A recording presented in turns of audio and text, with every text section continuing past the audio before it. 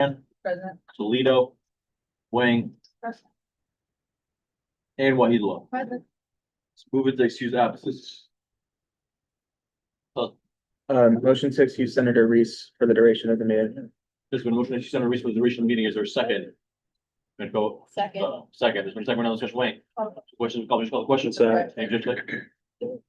I thought we said we had to list these things, or at least give a like academic reason, at least to make a clear statement of why. There's. Yeah. Question, call the motion, there was sin, we're back in discussion. Last one. It's a religious holiday. Okay. You can amend the motion as stated if you want. Sure. Not- And we don't have. It's been stated. Still here. Yeah. I the first can amend their own motion, I'll look that through. You can't. Motion to amend the previous motion to say, motion to excuse Senator Reese for the duration of the meeting due to Passover. There's been a motion to amend the previous motion to read, motion to excuse Senator Reese for the duration of the meeting to pass over. Is there a second? Oh, no. Second. Second, we're now in discussion. Wayne, Call the question. questions, call the question? Consent. You just like consent.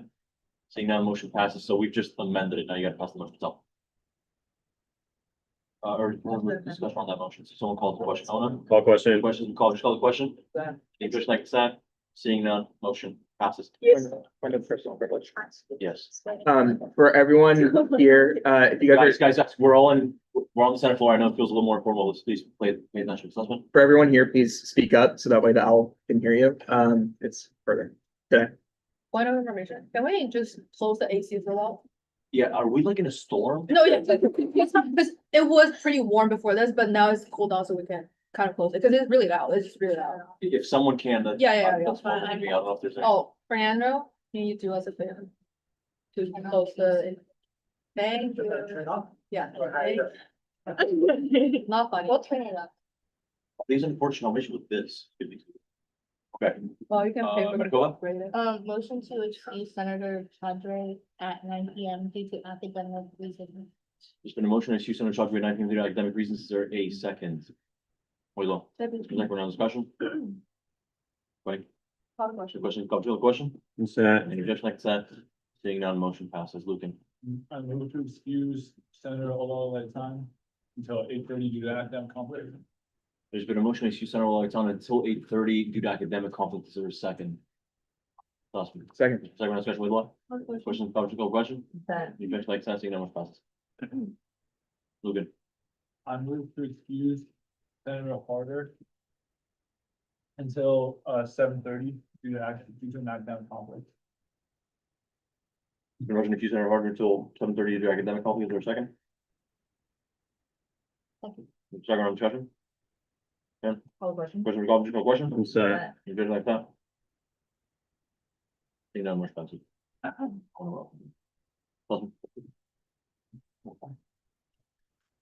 Lucan. Move to excuse Senator Gio Simonian until 7:30 due to an academic.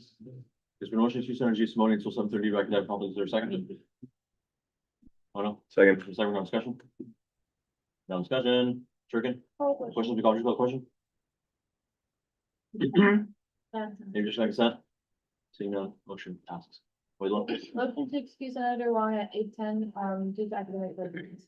Been a motion to excuse Senator Wong at 8:10 PM due to academic purposes. There's second.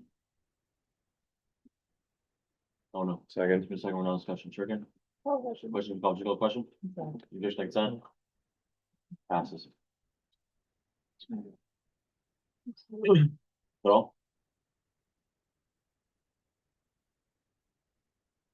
Cool. Let's move into acceptance of proxies. There are none, right? Okay. Public forum? Nothing. I hope someone's raising Well, I can't see Emma. your name. Can somebody move Emma. that slightly? Emma. Just in general. Hello. Evan, it's the screen Hey, split. could you please state, your full name? My name's Emma Christophany Tran. I use she, her pronouns. What's up, Jenny? I'm the interim director of CLAS. Okay, I'll just read the speaker very quickly. So you have 3 minutes to speak, with 3 minutes for Q and A. State your name, pronouns, enunciate, but refrain from yelling. Speculation of presenters' intentions is prohibited and may result in your being removed from the ability to speak on the floor. Please know this meeting is being recorded. You may speak on any issue, whether it's on the agenda or not. Please include a constant warning if it'll be graphic. You may only come up once. You may choose not to answer any questions. Do you agree? I agree. Cool. And does 3 minutes suffice, or should we add something? 3 minutes is okay. Brilliant. Okay, whenever you're ready. Awesome. I hope you all can hear me okay. Thanks for letting me talk here. I mentioned I'm the interim director of CLES. I recently proposed a project to Student Free Advisory Committee to see if we could get some funding to install some what we're calling productivity pods in an awkward space that we have at CLES. It's a large space that only has the capacity of 4 due to egress reasons. And so we decided to install or see if we could get some funding to install some productivity pods. They're essentially like telephone booths, but they have Class A soundproofing.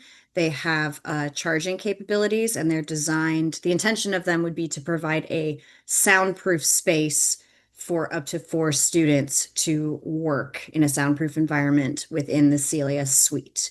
So this project was proposed to SVAC. We're waiting on decisions. There is an AS rep, Tyler Ho, who heard my proposal. And there was some interest from AS, specifically Melanie Jones, who will speak on this later in the agenda under new items. I'm here today, especially because we found out that our vendor, Tangram, will no longer be working with UCSB as of sometime in May. The timeline is not clear. We have no more information than that. The vendor for furniture will be switching to BKM, which means that with my proposal, I would have to start over from scratch, doing the research, getting the estimates and all these kinds of things. So this is kind of partially an attempt to see if we can maybe see if there's interest from students to do this project and maybe secure some funding to make it happen. That's the main gist of it. There's a lot more information. The full proposal is included in the agenda under new items. So I can answer questions or give any context. I'll be around to answer questions as well later on when that's addressed in full by Melanie. But I'm here to thank you for your consideration and answer any questions that I can ahead of time. But the intention of these is to provide soundproof spaces for students. This would be max 4 students. So it's not a large project in terms of lots of capacity, but these groups would be available for the full hours of the Student Resource Building's hours of operation, which right now include weekend hours as a pilot, and also includes hours as late as midnight, Monday through Thursday. So they'd be pretty accessible. There are some spaces on campus that serve certain purposes, like the Career Services has spaces for students to do online interviews. However, those are only available during normal business hours.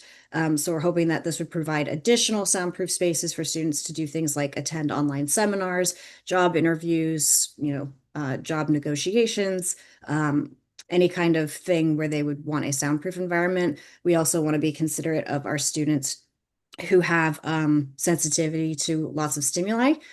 So any neurodivergent students who find louder environments more disruptive might benefit from installing these as well.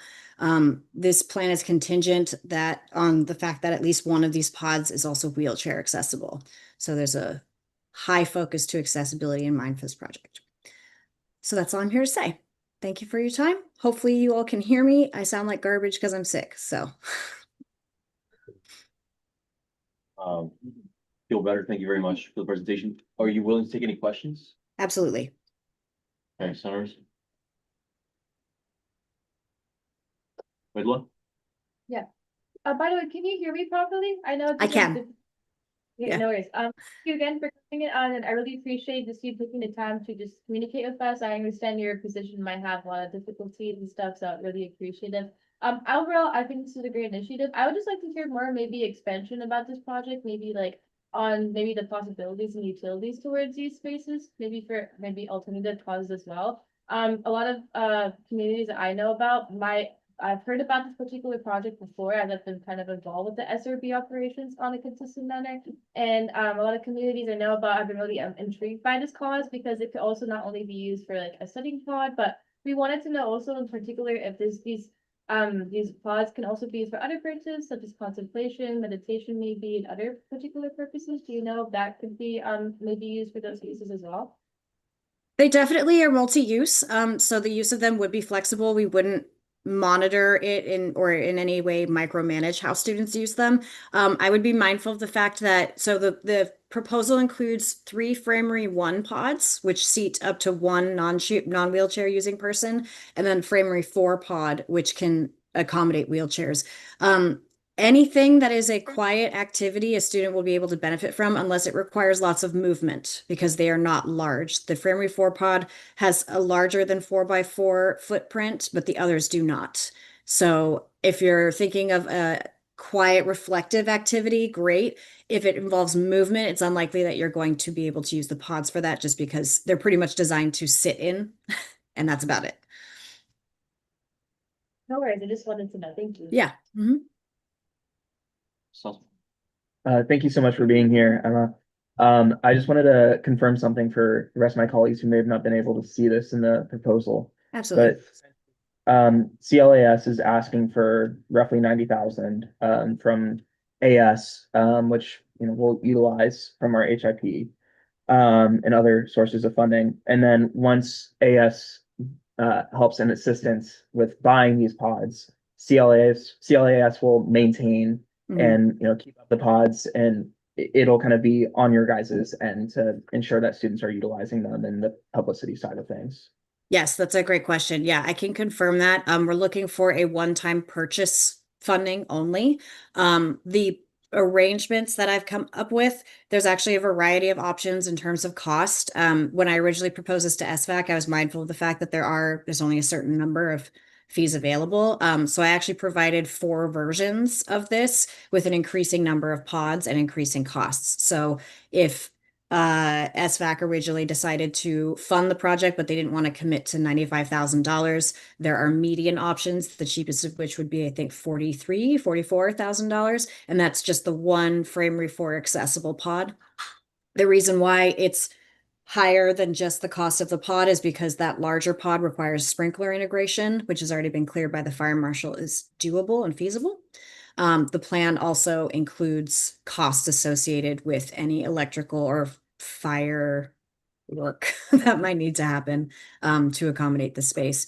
The project's also been cleared by the fire marshal in terms of evacuation and egress concerns, and also has been vetted for the soundproofing getting in the way of any kind of fire alarms. Any emergency alarm will trigger a strobe, so that shouldn't be an issue. Yes, and then the SRB has agreed to help the cost of replacing the HEPA filters that are included at the pods. So the SRB has already agreed to fund replacing the HEPA filters, which only need to be done every 2 years. And it costs something like $60 a time. Amazing, thank you.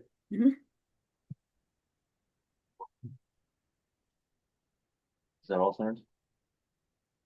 By the way, the proposal is both linked on the presentation in the public forum section of the agenda and in new business. Proposal. So in new business, it's the HIP proposal, and then under public forum, it's the actual CLAS proposal that was given to SVAC. And then SVAC's response due to their own distinct time constraints, since they have to give notice of what projects they want to pursue to the chancellor in spring quarter. By that time, their vendor will already be transitioned off. So the timeline just doesn't match up. Unfortunate. Ken? Yeah, sorry. Forgive me if this is a question that like has no pertinence to this, but is there plans or is there some sort of monitoring of how much time like one single student will take of one pod if we foresee some sort of like high increase of like people wanting it? Or is it gonna be like the massage chairs that like there's an allotted time they scan in, or I guess, yeah, what was the system you guys were thinking of for this? That's a great question. We are planning to implement a reservation system via WeJoinIn, which also has potential for immediate reservation. So if someone sees that a pod is not in use, they could reserve it right then and there. There will be a max time limit on it, likely 1 to 2 hours, just to make sure that there is appropriate accessibility of the pods. We anticipate that if they do get approved and we do install them, they will be very, very popular. Our reservable classrooms are pretty much entirely in use most hours of the day, if not every hour of the day that they're available. So we will have a reservation system, including an immediate reservation system, so students can reserve it if they just see that it's available. We would also use that reservation system to collect analytics about usage.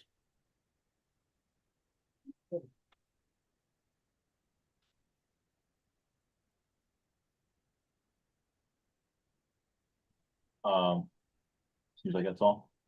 Okay, thank you so much for your presentation. Great. Thank you very much for your time.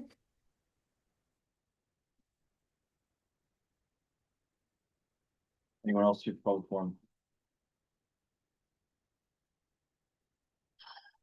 No? Nice. Let's go to external reports. Is there a chancellor's representative present? UCPD representative?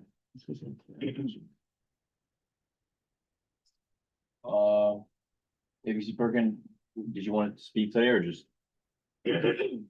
No, I don't need to today. No updates. Just listening. Thank you. Thanks for joining us.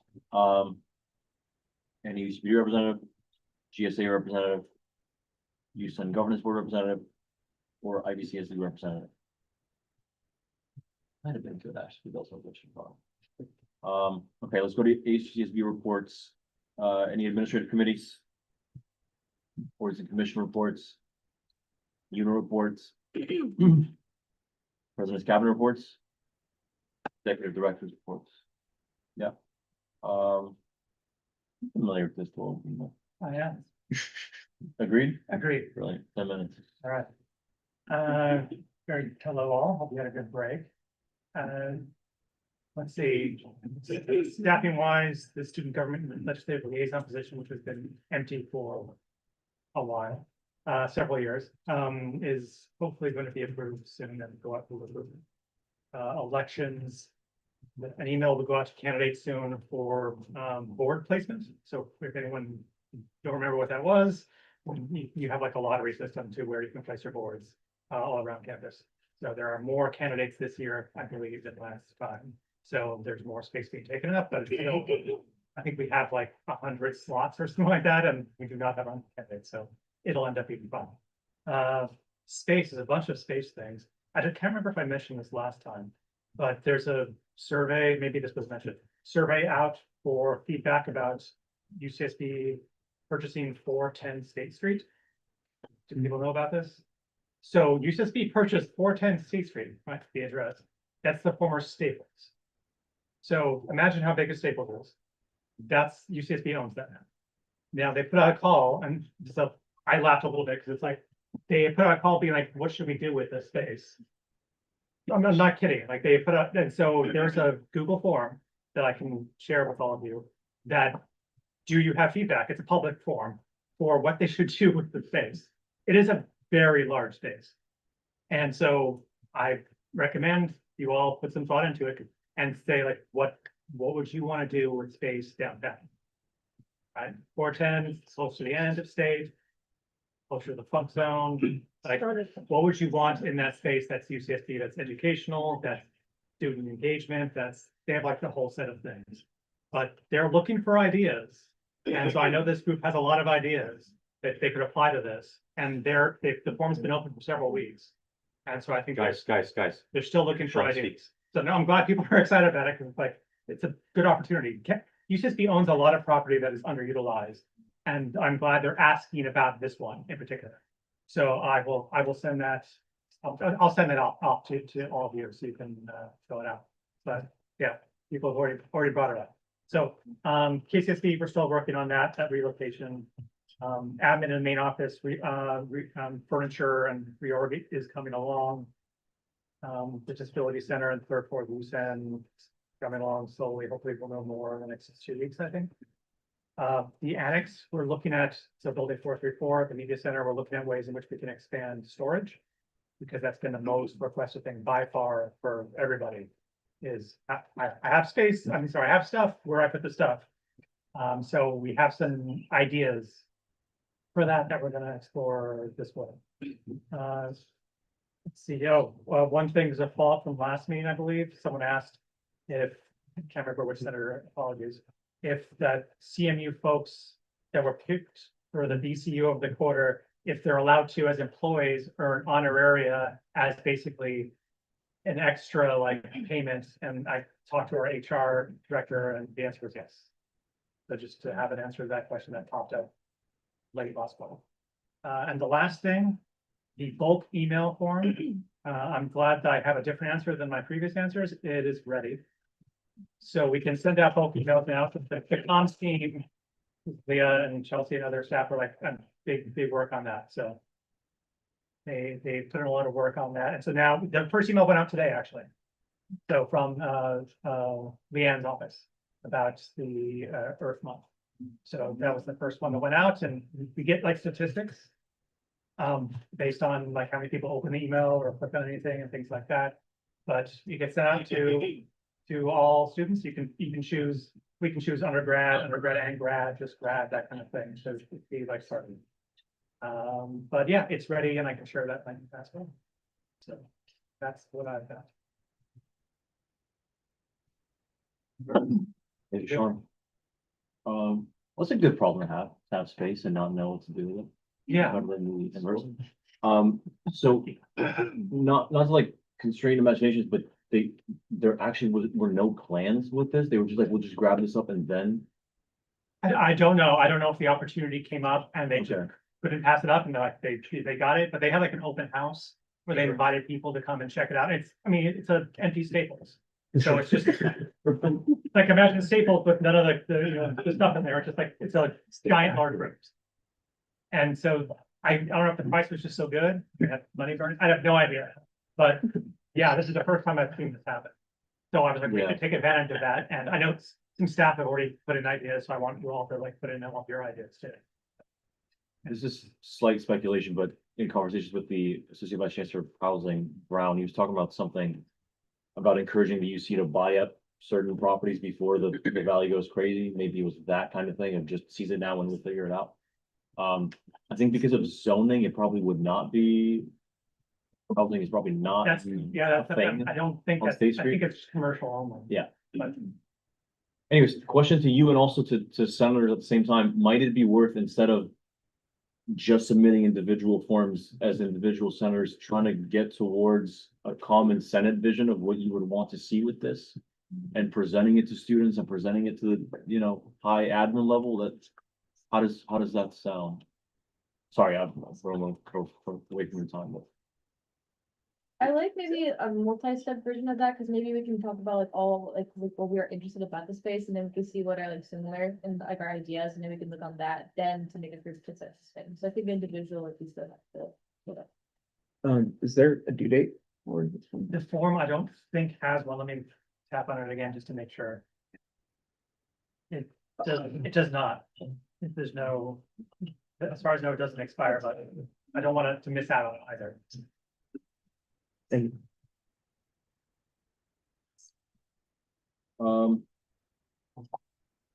Anybody have anything? Question for Sean? Yeah. Oh, just quick question for the bulk email, like, do we just send you the email and then you will be handling, or is there a There's a form. process? It's a form, There's a form, yeah, there's a whole process. that was already sent to us? No, I haven't said it yet. Oh, okay, Yeah, yeah, it'd be like the test one with the Okay. beta testing was just like, it went out like 2 hours ago. Okay, cool, like, I'm Yeah, just yeah, really yeah, excited. I'll send out the form and then it's basically, do you want to send it as an individual email or do you want to be part of like a roundup? Like a weekly roundup of like links. And things like that. Okay. So, and then who's your advisor and that kind of thing. Okay, cool, So, yeah. thank you, Sean. If somebody wants to take the lead on this thing, that might be good, on maybe a site visit and speaking to people. Idea. And then thank you for confirming the HR part about the CMU staffers. I think something has to be done from the Senate on that. I don't remember exactly where we left it. I think we just let the CMU staff was out last time around, so if someone can please remember to motion on those names, that'd be much appreciated. You got it. There you go. Any questions, Sean? It's exciting, appreciate it. Advisors reports. Holly or anyone present?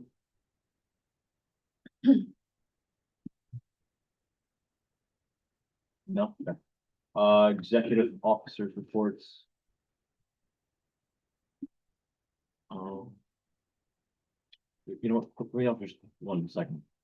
Really briefly, Senator Sussman, myself, and the UDPLA Rod filmed something informing people about the ordinance, which is, of course, gonna be in order this weekend. He already has some really informational posts up on social media available about how to stay safe, how to stay away from trouble this weekend. And of course, the importance of this ordinance as a symptom of the lack of autonomy we have locally. I would encourage you all to remain engaged. I don't think there will be any kind of in-person demonstrations or anything of this sort, but speaking to students about the importance of this and the autonomy.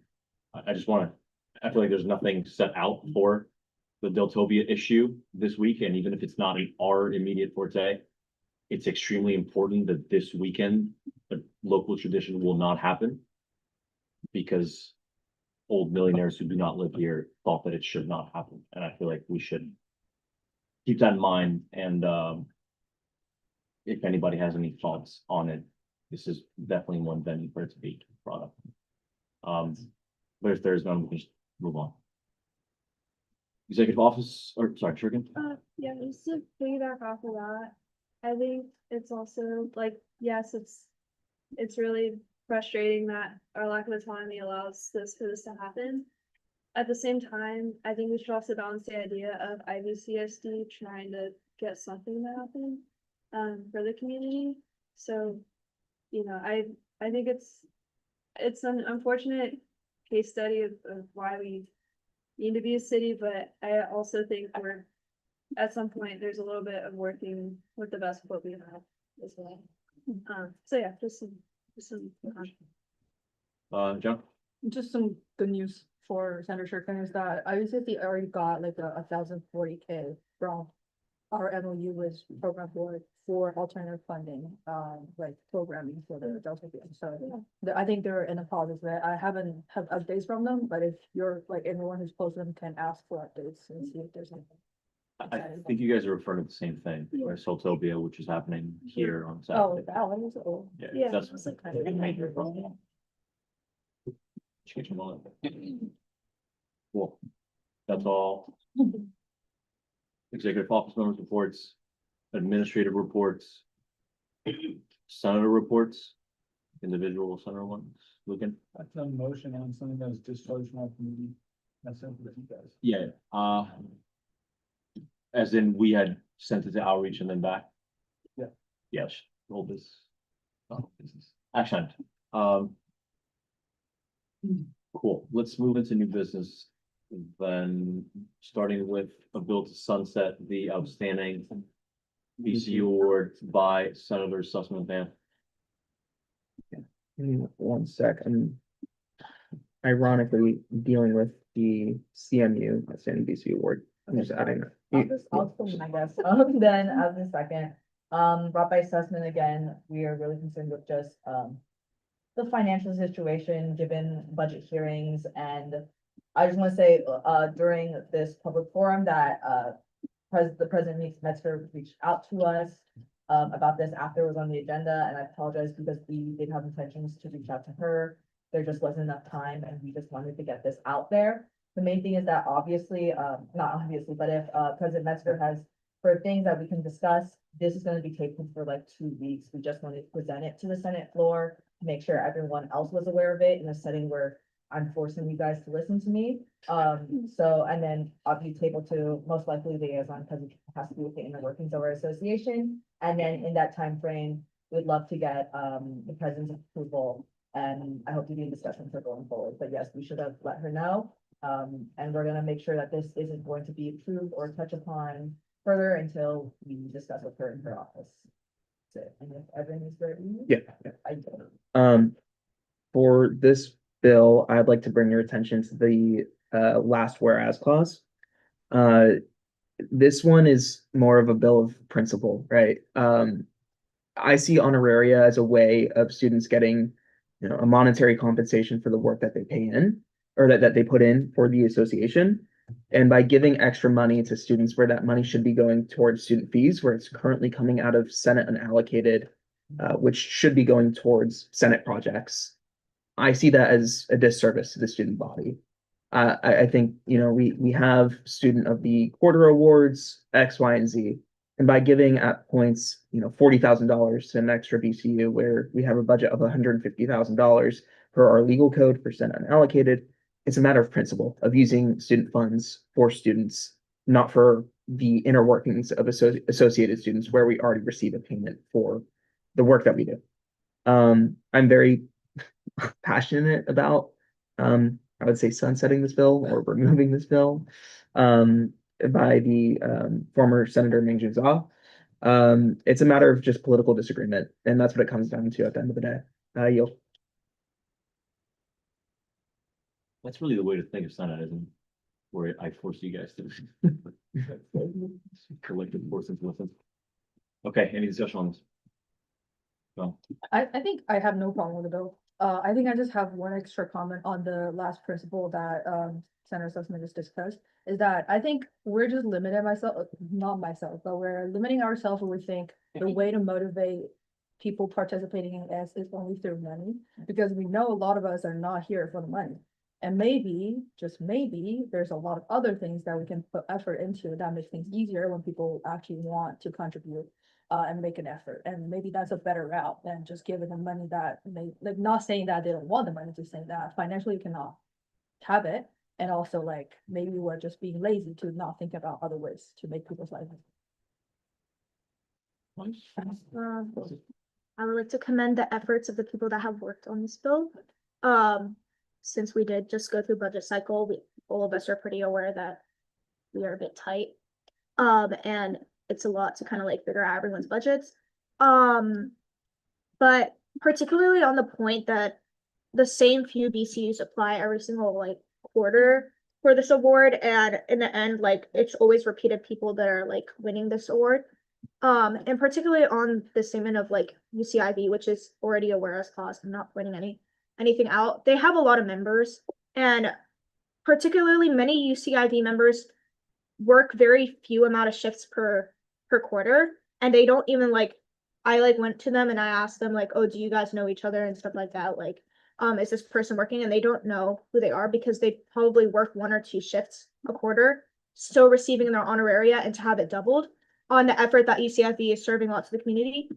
Yes, BCUs, there's many BCUs that do contribute so much to the students and help them a lot, but there has been sometimes nothing new or anything. And for the people that, it's just a lot of money that we can't like sustain anymore for the size of the association. So until the association kind of changes its structure, we can no longer sustain giving any BCU double their honoraria. It's just frankly that. So I just kind of like Senator Hannah's husband that worked on this. It's a great idea. thank you, Senator. Is that all? Hello? I can just make one small point. I just wanted to hear some maybe additional concepts or questions from the authors. I definitely can understand the perspective about this for sure, because looking from the internal operations and evaluating from ourselves in the budget hearings, just the budget deliberations and stuff. I guess like you guys briefly touched about it in particular towards just like finding alternatives towards, I would say like I wrote down notes on like some incentive clause you mentioned about that, about trying to hopefully to find alternative solutions towards finding support for these particular members. And that's my only concern. I mean, have you guys thought about, I understand right now this is the first step, but have you guys looked into navigating probably like particular reforms or alternative solutions to support still these BCU individuals who are trying to do work, and maybe either creating reforms like that, tying on to what Senator Mullins mentioned about that, if maybe looking for other particular structural purposes to help actually support and recognize the BCU representatives on their individual efforts, and not just like I think just what a student body has like Have reforms been looked to me towards like finding other ways to incentivize yet, or have you guys figured out any other ways to still support? I think it's still something that we should look into, if not monetary versions. I just wanted to hear if you guys have any like questions about this still. Sure. Yeah, I mean, I touched on this. I really do see honoraria as that form of gratitude and compensation for Associated Students members. You know, all of us get paid honoraria graciously. So which I don't think that's the reason why we're here. And I would question students who are in Associated Students for honoraria. You know, I'm not speculating, that's just a legitimate concern. If you're joining this association for the money, not for the purpose or the mission, that's a legitimate concern. You know, at the end of the year, we have the awards, which we received an email from the AS Awards Committee, which doesn't exist. But we do have an award ceremony at the end of the year. So, you know, there can be an outstanding BCU award at the end of the school year. Again, I would just very much defer away from monetary compensation. You know, it's just a major concern of mine. You know, there can obviously be a BCU of the award quarter, or a BCU of the award, BCU of the quarter award, my apologies. That's just simple publicity, a thank you, a gratitude note, maybe lunch on the president's office. Right? But what did I mess up? Again, I really do defer away from using student fees for more students honoraria. Well, it's technically not a question for me, but I think I would just answer it because I like answering questions. Because I'm a know-it-all. But I would say, to be honest, I feel like at least I think reform and in terms of like thinking the situation with BC, because I obviously like understand where you're coming from because we have encountered some difficulties with some of the BCUs lacking help from not only just staff, maybe from the Senate, and there's a lot of like miscommunication or discommunication that's happening around the conversation. I would say though, not to like just delegate responsibility or like anything, but like as like it's probably a question like back to you, Ashley, as chair of liaison committee, like, is there any like I feel like you probably have some answers or like some like points that you think is good to go forward with, like, since we have the chance to talk about it tonight. But I'm just asking, is it okay if you do, like, Maybe, big chair. Mhm. I think maybe just for the sake of time, maybe like, I can Yeah. talk about it a little bit afterwards, For if sure. I'm more than willing to. I just Mhm. wanted to hear if you guys already had like, you know, just some plans happening right now, so that we could maybe have an alternative discussion to see how we can support issues that are working on, I think, particular, so, yeah.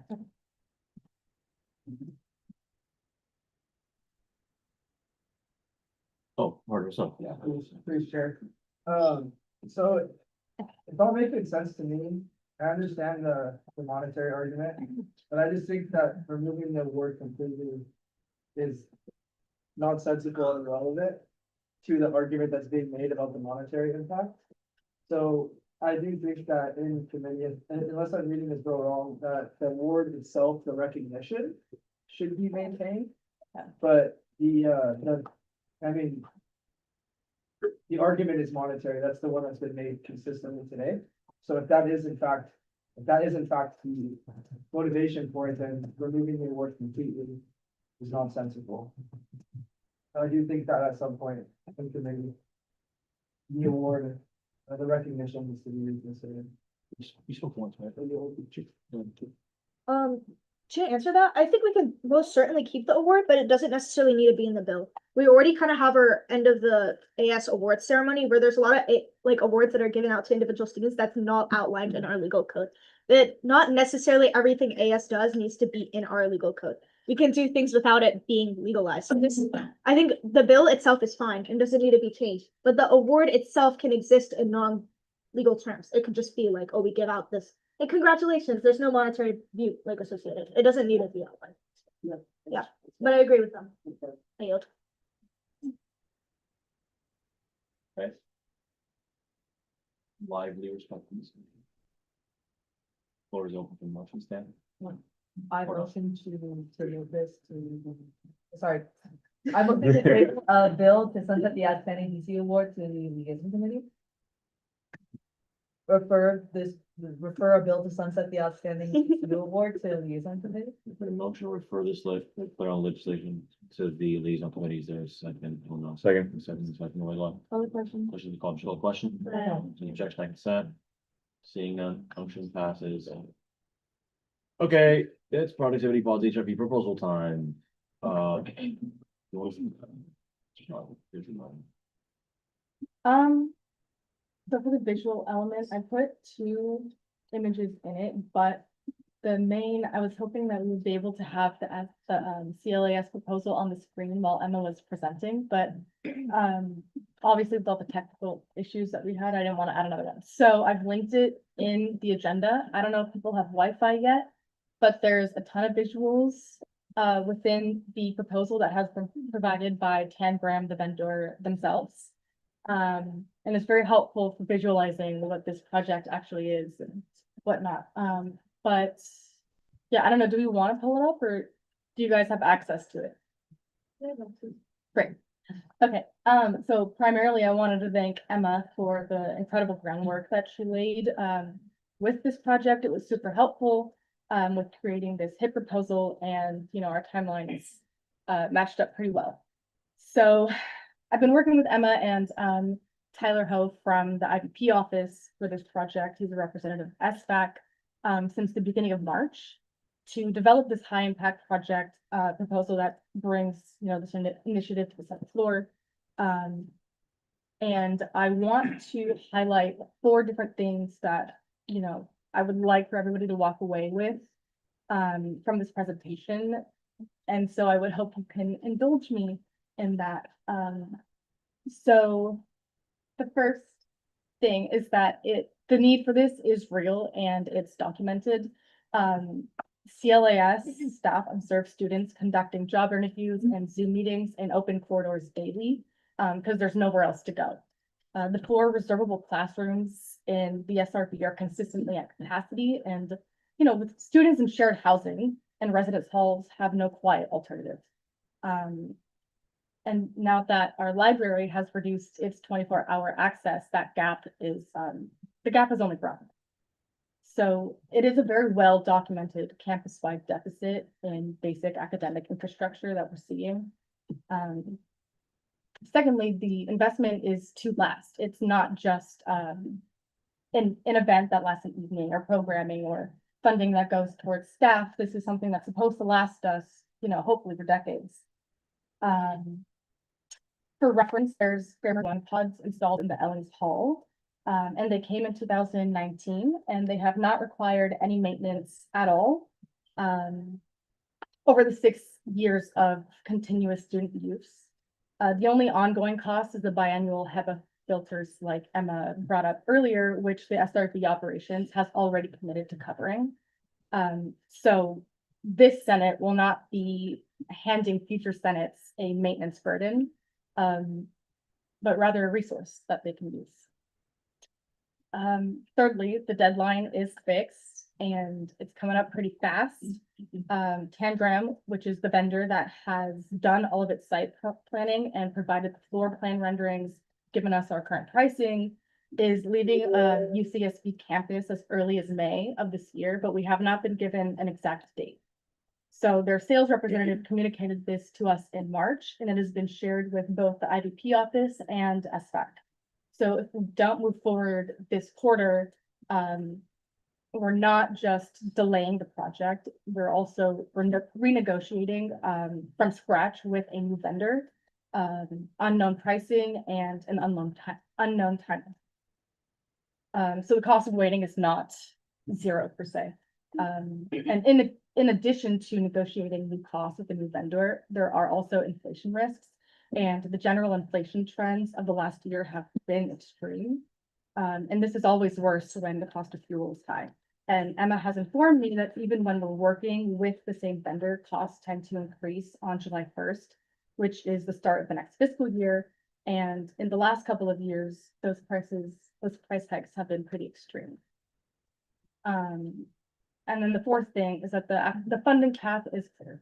I consulted with Michael before bringing this to the floor today, and he was the one who recommended that the Senate approved the full allocation of $94,000 approximately from reserves and transferred to HIP, since we have about, correct me if I'm wrong, 40,000 left, and that's already compromised to other projects. So this would require a 3/4 Senate vote, and before that vote, the investment advisory unit would have to provide an investment opinion for the Senate. And record that in the minutes, and once approved, we would immediately move to procurement for microwave. So we were talking a lot about SBAC. What does SBAC have to do with it? This proposal was initially brought to them, but because they pick their projects during the spring quarter and forward that to the chancellor, the timeline doesn't match up. So that would be way too late to even follow this project any longer. And yeah, I wanted to be clear that this is a one-time draw on reserves for a permanent ADA compliant, student-centered resource that would have our funding, our logo on it to know that students are, you know, this is where their student years are going towards. So for students who live 4 to a room in Isla Vista with no quiet corner to call their own, I think that this is a project that the Senate should genuinely consider. Thank you.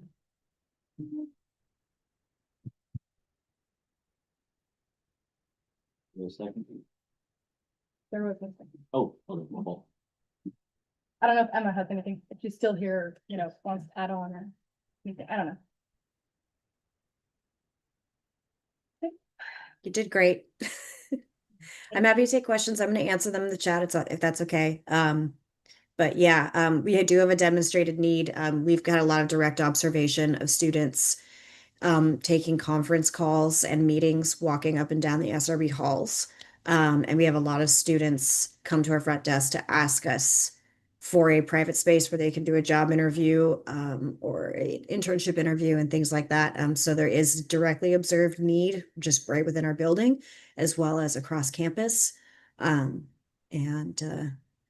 that's how we came up with the idea. It was just observing that this was something that students wanted, and we just happen to have a space that is sort of perfect because it's too big for its max capacity. So it's a great place to put things that take up a lot of space, but that will provide something that's needed by students on campus.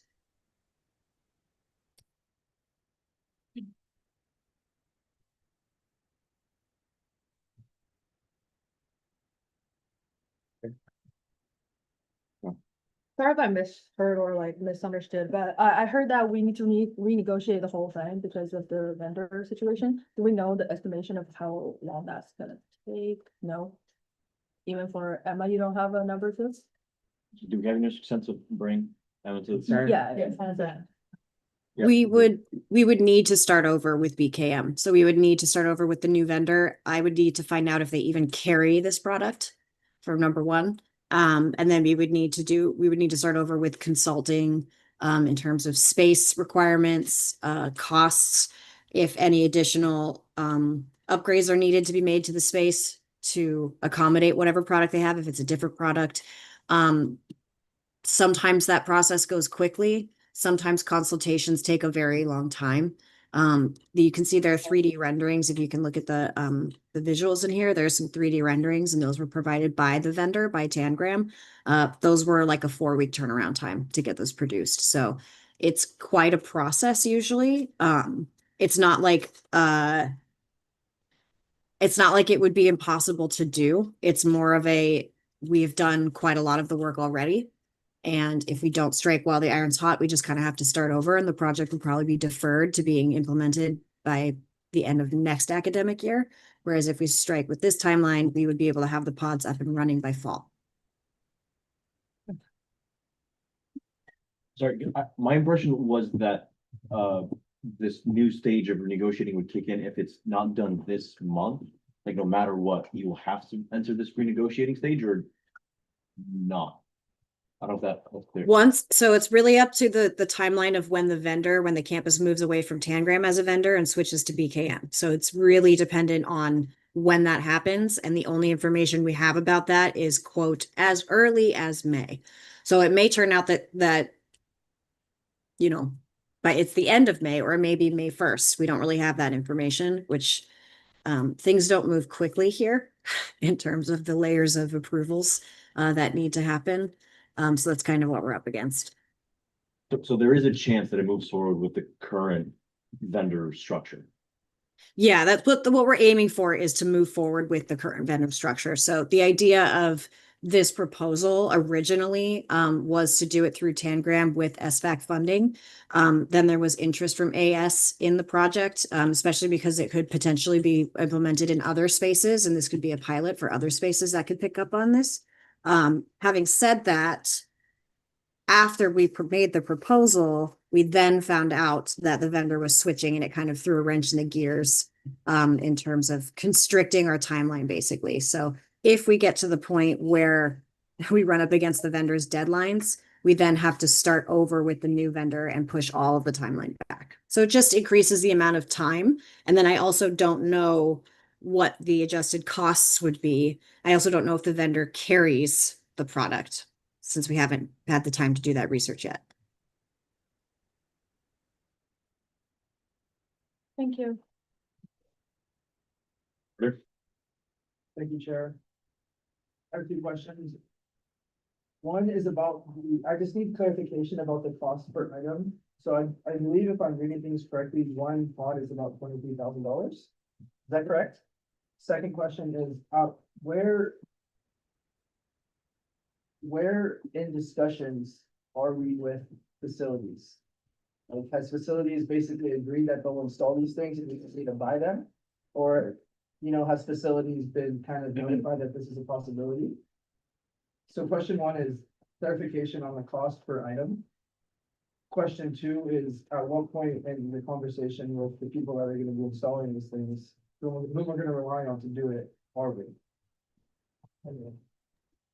So the first question, the Framery 4 accessible pod, which is the larger pod that can accommodate a wheelchair, is about $24,000. The Framery 1 pods are just under $15,000. So the smaller pods that are not wheelchair accessible are about $15,000. So the proposal that I put together, this is pretty well outlined in the slides. There are options where we could install only one Framery 4 accessible pod. If we wanted to install additional pods, they would be the Framery 1 pods that are smaller, and we could install up to 3 additional Framery 1 pods, which are cheaper to install because, well, they're cheaper to purchase because they're smaller. They have a much smaller footprint. In terms of facilities, the pods would actually be installed by Tangram, so they would be installed by the vendor. The area has been basically approved. The fire marshal's office did a walkthrough and they checked the clearance. They asked questions about the doors. So if the doors get left open, are they going to block walkways and therefore evacuation routes?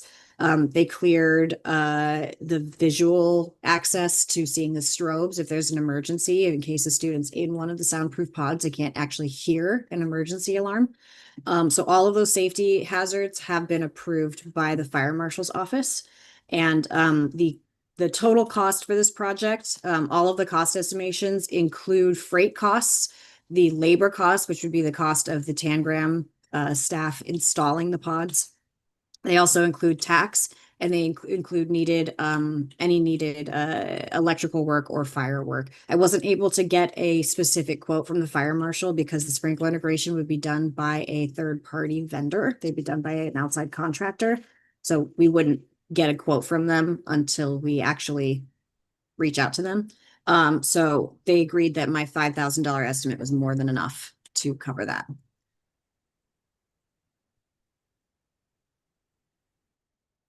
Hard to follow. Yes. Thank you very much, and I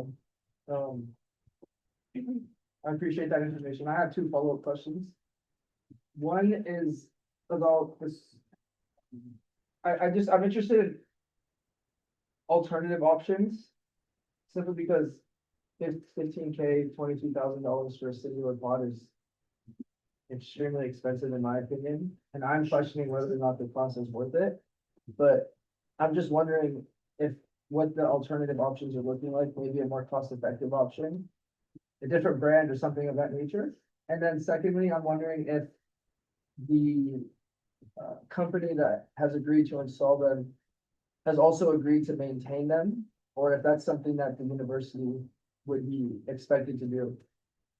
Thank you very much. I do. Melanie, yeah. Yeah, so Tangram is the current vendor that we have on campus, so we've done business with them before.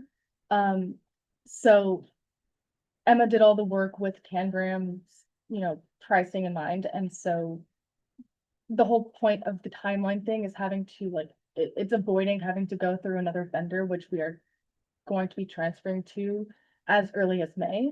So that's the first thing. And then secondly, sorry, what was your second question? Oh, maintenance. There would be no maintenance for the Senate or for the university at large. It's just the HEPA filters that need to be replaced, and the SRB has already committed to taking care of that. But for the ones that are installed in Ellings Hall currently, throughout the 6 years that they've been installed, there has been zero maintenance on them. And then Emma said there are very few approved vendors this campus can work with, so there are not a lot of options for alternatives.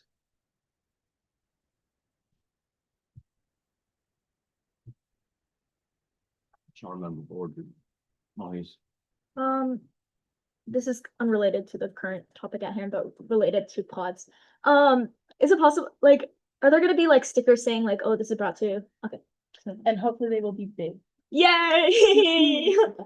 Yeah, that's something that I trust has been already communicated from the ASN, but this is not sort of a vanity thing on our end. We're required by our financial policies and procedures that there be clear, easily accessible branding for anything funded by the association. And we, obviously, I think that's also a very good thing for students to be able to see that their student government's provided something for them. So of course, we hope that that's featured on there pretty prominently. Of course, assuming that it's, Hepburn. I think these are crucially needed. I think it's an awesome program. We have found an example of ones that are $8,000. I assume they're not on the approved vendor list. So my question is, how hard is it to get an approved vendor? Because to save $8,000 per pod, in my mind, it's worth being so hard, whatever effort. But you have any thoughts on that? I can very quickly that, Chair. Yeah, harder. Well, I'm not sure if the process that would be, I'm not sure if it's the same exact process, but Senator Lucan and I successfully added a vendor to Gateway. So, one of our staffers, who you're all very familiar with, the best minute taker in the world, Luke, he helped us with that process.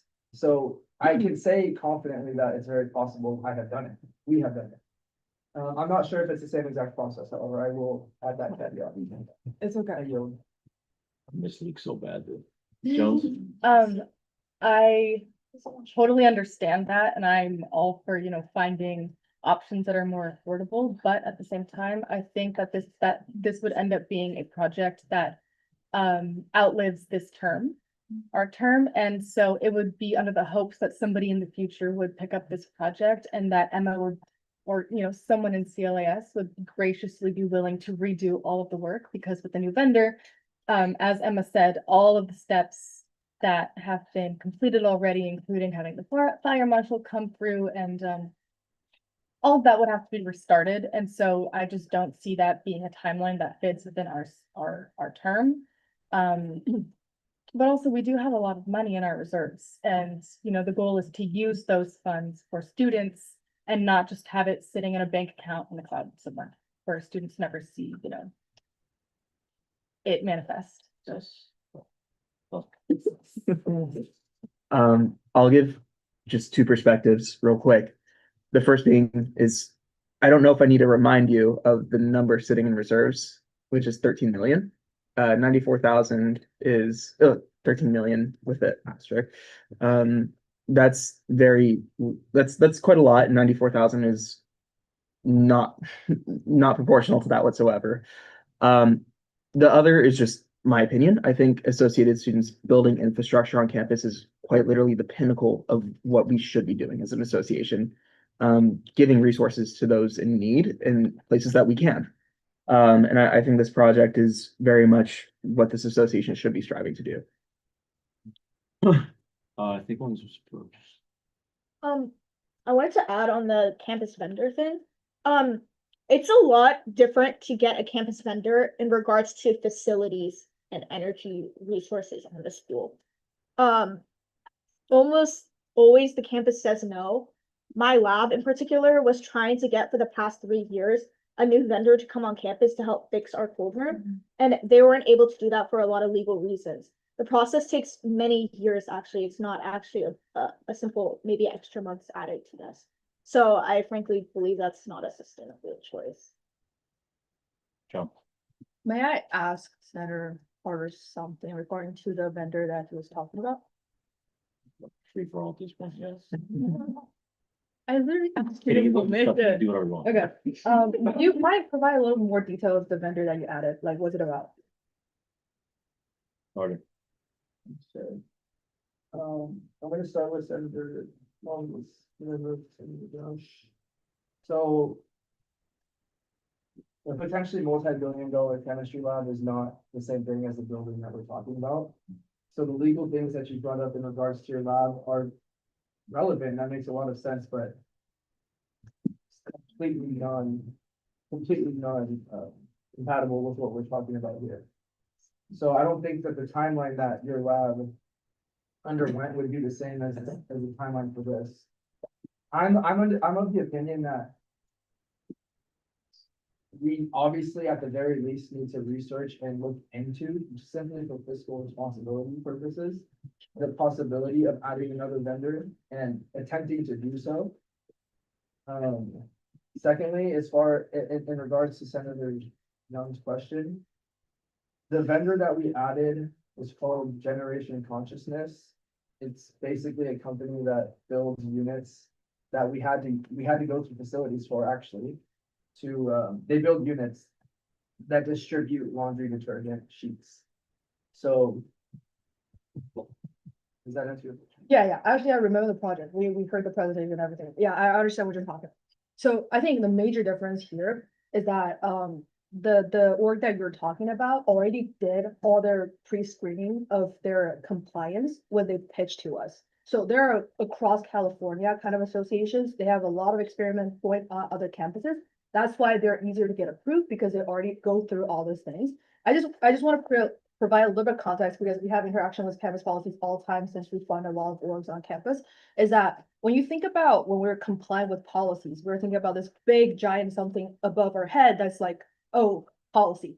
But in details is actually policies for UCSB campus, policy for UCOP campus, policy on state level, policy on federal level. And all those things has to get like in line when we're trying to approve something that's not as easy as the vendor you're talking about, just because they already did all the job when they pitched to us. So this one is actually, we're proactively going to search for something that's going to comply with things.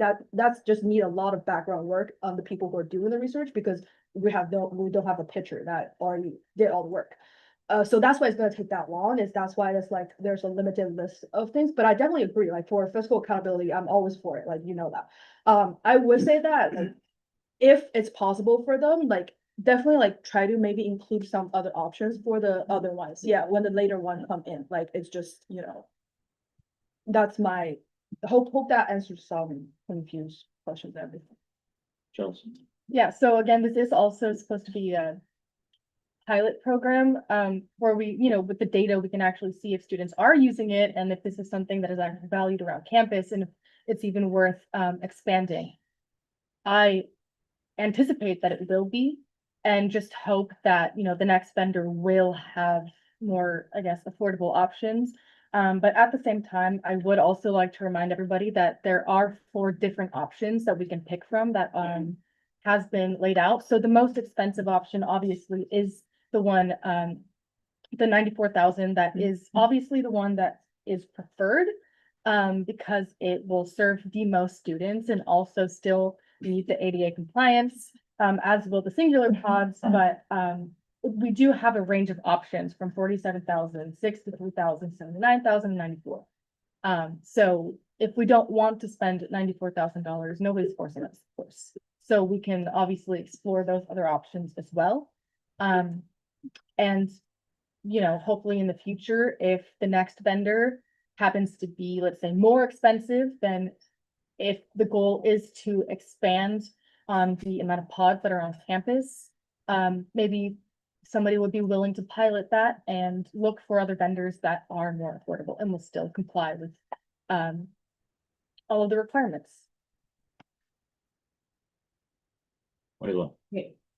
Aside from a little bit off topic from this conversation, I just wanted to know, like, again, this is a great initiative. I've heard about this for the past few months now. In the summer, Michael told me about it. I've heard about it from the SRB governance board and their administration. So I think this is great. I just wanted to touch on the only question I had, because it seems like everything here, and it makes sense because I have experience understanding the policy, and it's very multifaceted and it goes into those details. Even with existing spaces, I've seen so much difficulty with that. But only thing I want to know is, like you mentioned about, you're gonna be, you know, like the context of labeling and maybe the potentiality of, you know, advocacy of associated students in these products and having them in the present and like in physical campus spaces. I think this is a really good opportunity in general to have, again, just more advocacy of associated students, and I would like to see this could definitely be something I see as successful. With the goal of SRB and supporting towards maintenance control, I assume that metrics and I think implementation stuff, like with, you know, knowing this, accessibility of this product might be happening. I just want to know if like you guys put that into the consideration for this product, so we have, you know, good data to show a representation that this product is successful, because I've seen other schools have it, and if it is showing that, maybe we can use it to maybe even expand that of other, you know, alternative sources of funding to make it expand more into sport pods, long-term wise. I just want to know. That's my only question. Yeah, so in the proposal, I put it as one of the last phases for the implementation of the project, which would be the collection of the data by CLAS, and hopefully, I mean, it would be ideal for them to come quarterly and report their findings on the data, which would include like reservation frequency and peak time usage, accessibility pod utilization, and student feedback.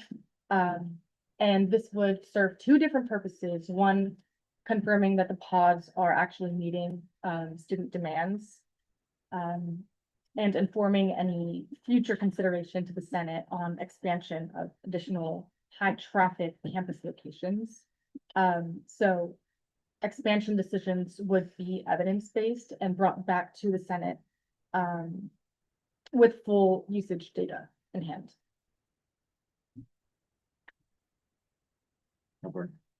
On the point of the alternative one, again, I completely agree this is a totally good idea, and with even a little bit of advertising, I'd like to be used a ton. So I'm super in favor of it. I think we already found an alternative that would save $18,000, maybe even more if you have the wheelchair accessible one. If we've already had the same type of implementation of the generation conscious one, what you're saying is that there needs to be a lot of, like, the fire marshal has to come back in. But from the report, to my understanding, and my question for Emma, is it saying the fire marshal approved the space? So the space is approved, not the pod itself, so it doesn't matter what pod we put in there. So Emma, how much is the specific pod required for all these apparent improvements that need to go through versus the space as a whole, and just having sprinklers and an emergency button as a whole? So the fire marshal's approval was based on the specs of the pods that we were looking at. So they were based on the specs of the pods that are available through the campus approved vendor. We would need to start over if we were looking at a different product. So as we've been talking and listening to your discussion, I've taken a look at BKM just to see what's available through them and if I can get any information. Like most vendors, they don't provide quotes or price ranges on their website. You have to specially request a quote. I'm also not seeing a wheelchair accessible option available. Doesn't mean they don't have one, but it's just not there. But the fire marshals specifically on the pods, including their footprint, including their integration with the fire system, including the fact that the doors to the pods have will automatically close most of the way when they're left open. So they'll swing most of the way shut so they don't block evacuation routes if someone leaves them open and there's an emergency. They were approved based on the level of clear glass and level of visibility that's available. So all of their approvals were based specifically on the space that's available and how the pods we were looking at would fit into that space. So we would be starting completely over with a new product.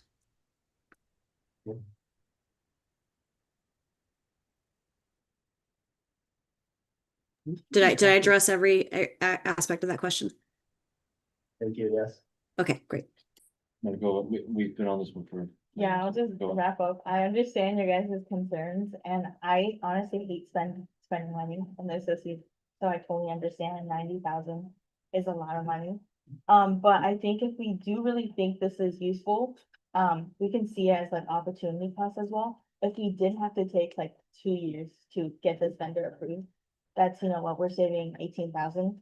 That could have been like already used by the students, and I think that is a waste of money as well, the fact that students weren't able to use this resource. And I feel like they already done a lot of work on this, and it seems like this is the most, affordable option. And I think if you guys are interested in continuing expanding this project and building more spaces, maybe that's something you guys can do alongside this investment.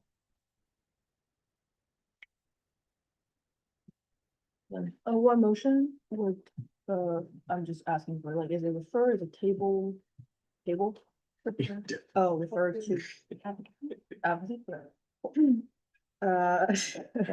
Motion to refer, sorry, what's the name of the productivity pods to, a proposal to, advocacy committee.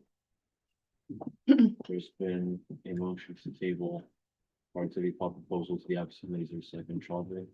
The second round discussion. Yeah. No question. Question. Second. Sat. Oh. It's ours.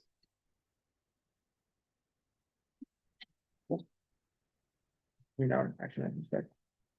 No, we're new business owners. Okay, let's go to action items. Awesome.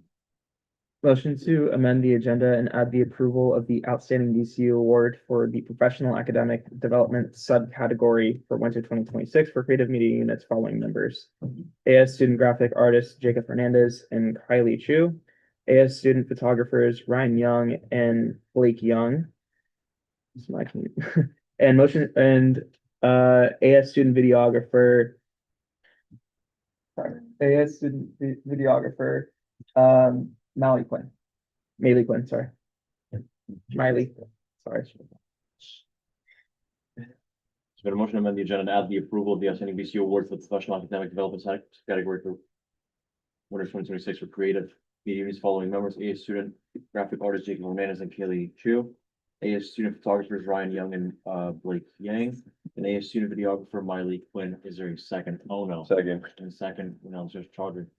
Questions about the court? Object on the question? Any objection to consent? Passes. We have to remember this is financial. You just added it on. So you would have to do a motion to approve of CDBC award amounts. Development. Amounts of one.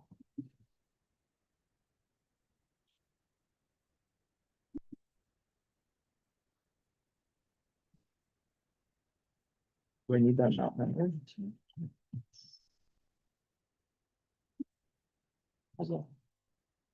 When we allocated the money, because regarding this, we were concerned about there was a deficit in our account.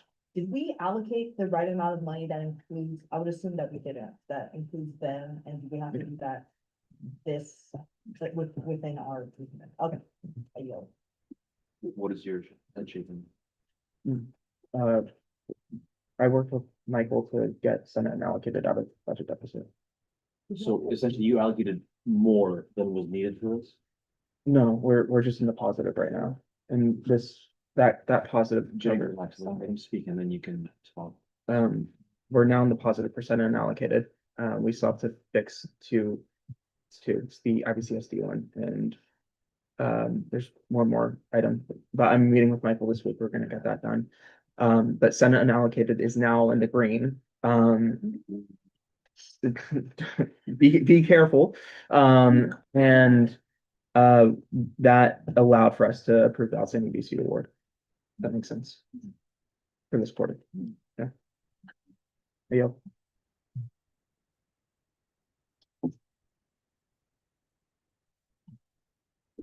Anyway, good. Motion to approve applicable outstanding BC award amounts for the professional academic development subcategory for winter 2026 for creative media units following members. AS student graphic artist Jacob Hernandez, Kylie Shu, AS student photographers Brian Young, and Blake Yang, and AS student videographer Miley Quinn.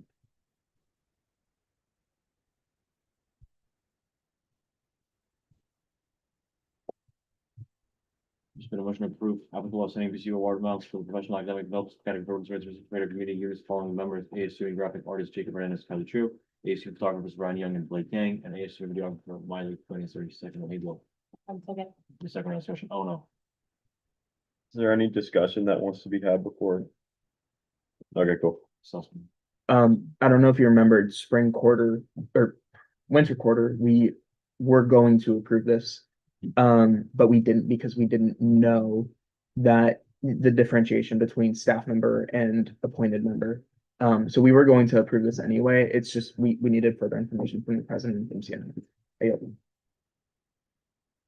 Yeah. Okay. Question has been called. Just called the question. Okay, let's move into a leave vote for this since it is, it's not about putting specific people on the spot. It's a financial motion. That's it. So leave vote at the top of the dock, please. Let's do this in like 2 seconds. Motion one.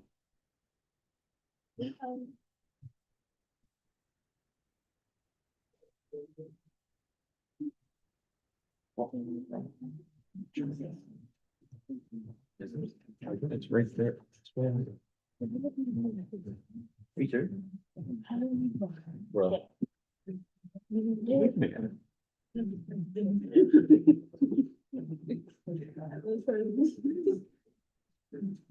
Is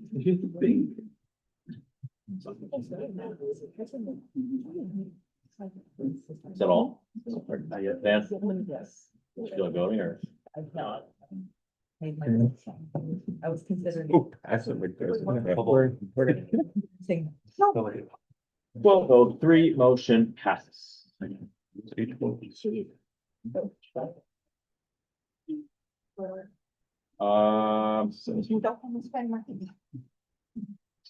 Sussman.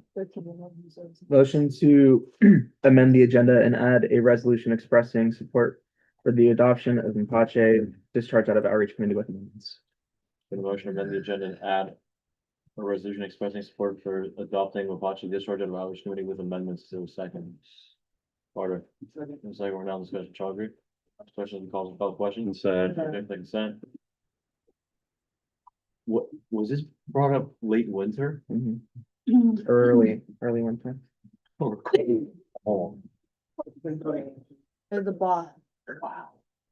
Okay, well, He's harder. authors or, yeah, for What? Wait, huh? You already offered. Oh, wait, I speak? do you want to do authors in the chairs? Is that Ariana's coming, or like yeah, Ariana's coming right now, so it might be best for our time to wait for him to do the vote. I agree. I low-key don't. Is that cool, people? Yeah. Okay, let's look alive, please. Okay, let's move. One. Actually, we low-key don't. No, we have to Oh. administrative appointments recommendations. Committee Yeah, report. we're gonna. Yeah, just do that. You love committee. Just. Just wanted to know. Do we have unanimous consent to move to section J, committee reports? Consent. Any objection to consent? Thank you, John. Finance committee, do you have anything? Yes, okay. Could have said no, I was just reminding there's another section we can do. It's actually really quick. I didn't see any replies for the emails on the budget deliberation thing scheduling.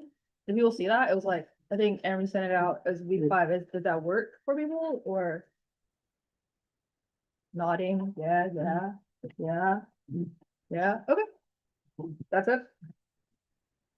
Wait, as in we're considering, we're doing the final budget process, we're starting in week 5, that's what you're saying? No, it's just for Senate. Yeah.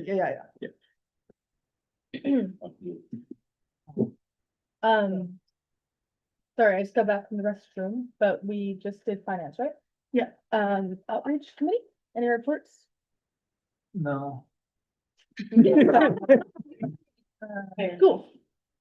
Liaison committee, any reports? Yeah, I'll just be brief. Honestly, our court is going on a pretty smooth sailing, I would say. We don't really have as much right now, except like more positive reports. Because our foundational structure when it comes to communication has been pretty sound, I would say. Now we're trying to expand to now using that opportunity for more programming. I'm really grateful for the fact that our team's working pretty hard, like Senator Dan and Senator Representative Ella Finch and our committee have been working really hard to start working on putting mixers in our committee. That will include on a monthly basis potentially. We have a specific date, like I believe around like Senator Deck can elaborate further actually about it, but it's just that we're doing programming to help allow in the internal perspective, have like staff, have the senators, having DC reps all come together and have the opportunity to get to know each other, have events with one another, and like we'll see on our new first programming event how that goes. But other than that, legislation's going pretty well, called the omnibus bill and internal communication. I might send out some resources, soon, but yeah, I'll let the vice chair explain that as well. Yeah, we have plans for a mixer. The thing is, given we want to do it within on week 3 Thursday, which is gonna be April 16th. But considering some other ironing out we have to do, we'll let you guys know ahead. But we're planning on catering Chick-fil-A, and if anyone has any perhaps religious or discriminatory like maybe statements about what Chick-fil-A's. I just want to let you know the 2 coordinators are both queer, so, and we both give us unanimous consent for Chick-fil-A, which is, again, if you guys want to argue about it, I would love to have it on Sunday for you to discuss. If it doesn't, understand. But we are also bringing a jewelry making kit. It's gonna be on the 10 lawn. We're gonna have speakers and cute checkered picnic blankets, because it's aesthetic. And we're planning on really trying to make this an event that VCUs will come to, so that we can shovel information into their brain. And we also make such a short goldfish level memory form for them to fill out quickly, so that we can kind of grab as much information as we possibly can for them. Other thing, we just hired a few more people. They look really active. We're really excited to be moving forward with them, and as well as the change to our legal code, which is something I still do want to bring up onto Senate floor, even though it's not necessarily a committee thing, regarding the BC department heads. And we had discussions with everyone relevant that the department heads, which I'm sure everyone has read that long bill, and I'm sure you guys know it by heart. But we have ideas that the department chair should be under our committee, but now we have questions of, will they be paid by us? Will all 5 of them be there the entire, like for each quarter or the entire year? If so, where does that money look like? I think both the chair and I agree that we would love to have them there. Maybe having them on a rotating basis so that it's not such a huge committee just in case of forum things and, other logistical things. But we do need things that need to be ironed out in department heads bill before that we can pass our legal code bill. So we'll try to work together with everyone involved to try to push those 2 out. Thank you. Can I make that? May I ask questions? Is that, do chairs are willing to? Yeah. Okay, cool. I'm paid to be the one kill the mood, but there's something not as positive as all the things you guys talk about, which is great work, by the way. Have we talked to BWC about their minute issue, about their financial allocation and everything? Because there's no records still in their folder. And we can't keep track of their allocation if we don't have it. BWC. No, no, We haven't discussed on the committee yet, but we recently, because of the fact that they are now officialized as a new advisor, that this is something that I'll make sure to, like, I've been trying to communicate with her to start on that to refer those issues as soon as possible. Okay. I see Polly also has her hand raised. Hi, yeah, I was just gonna let you know I've talked with Lily about BWHC's minutes recently, and she said she's been working with the board to catch their drive up and make sure that everything goes through the approval process. So if you want to meet with her directly, but I did hear from her recently that she's been working on that with them. So hopefully we have an update soon. Okay, thank you. Senator Harder? Thanks, Jeff. Liaison committee, appreciate the report. I'm wondering if you guys could update us on the BCU senator matching model that you guys had. That you guys spearheaded last quarter. Just wondering how it's going, what the feedback was like, that sort of thing. If you don't mind. Yeah, I can just speak briefly about it. I do plan in this week of one in particular that what I'm gonna be sending our committee members and tasks to do. One of them will be obviously what we do in general is doing our quarterly reports about the pilot programs we conducted. I mean, at least from our particular reports from the winter quarter, it has been, I would say, on a positive note, that at least to the ones that we had in-person dialogue in particular, they were very passionate. They did appreciate the fact that we can have members going in person and having more quality discussions. The only thing that will probably be updating if it is a sustainable infrastructure is that to make it mutualistic in the matchmaking, because we have circumstances in the fact that sometimes there will be VCUs that would be more preferable as well as their advisors to have them also the ability to select people they like, you know. That way it's more of a holistic representation. So that's something that I'll look into, how I can maybe implement that in the spring quarter, either to make maybe a new particular version with that input, or something that'll be long term. Once we have our laser committee legal code updated, that if this is a upcoming model, we'll have both parties be able to select and have better discussion in person. So that's not why that's happening. Senator Griffin? What time's the next one, Thursday? Yeah, I believe, because again, and we're still looking into pushing into details. I believe it would be around from 10 to 12 to 2, but Senator Ben can confirm a little bit about that as well, as I should do that. Yeah, go ahead. Yeah, it's gonna be lunchtime, so our plan is 12 to 2, hopefully people are a little longer. But again, yeah, the main thing was the concern of the schematics and Yeah. people using their microphone. Okay, thank you very much, liaison committee. Is there a report from advocacy? Hi. So we did tabling in Dead Week. It was awesome. Shout out to our staff for showing up for that. Got AS's good name out to the world with each free Celsius we handed out. They went very quick, so happy for that. My experiment with microwave reimbursement continues, in spite of my credit card payment, not because of it. But I look forward to getting reimbursed at some point, so that'll be fun. I will let you know how that goes when it comes around, because it is, I think, important that we test our new system. Besides that, we have some cool stuff going on. Erica's got some great work with basic needs, which we're looking forward to doing. One of our staffers, Marcello, also wants to organize a blood drive. So that's something that we think would be very beneficial for the quarter. I would like to continue tabling as long as I can get money back for it. So hopefully we can continue doing that.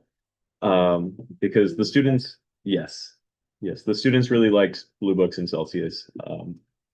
So I'd like to continue that, but yeah, our first meeting of the quarter will be next Monday, just due to availability.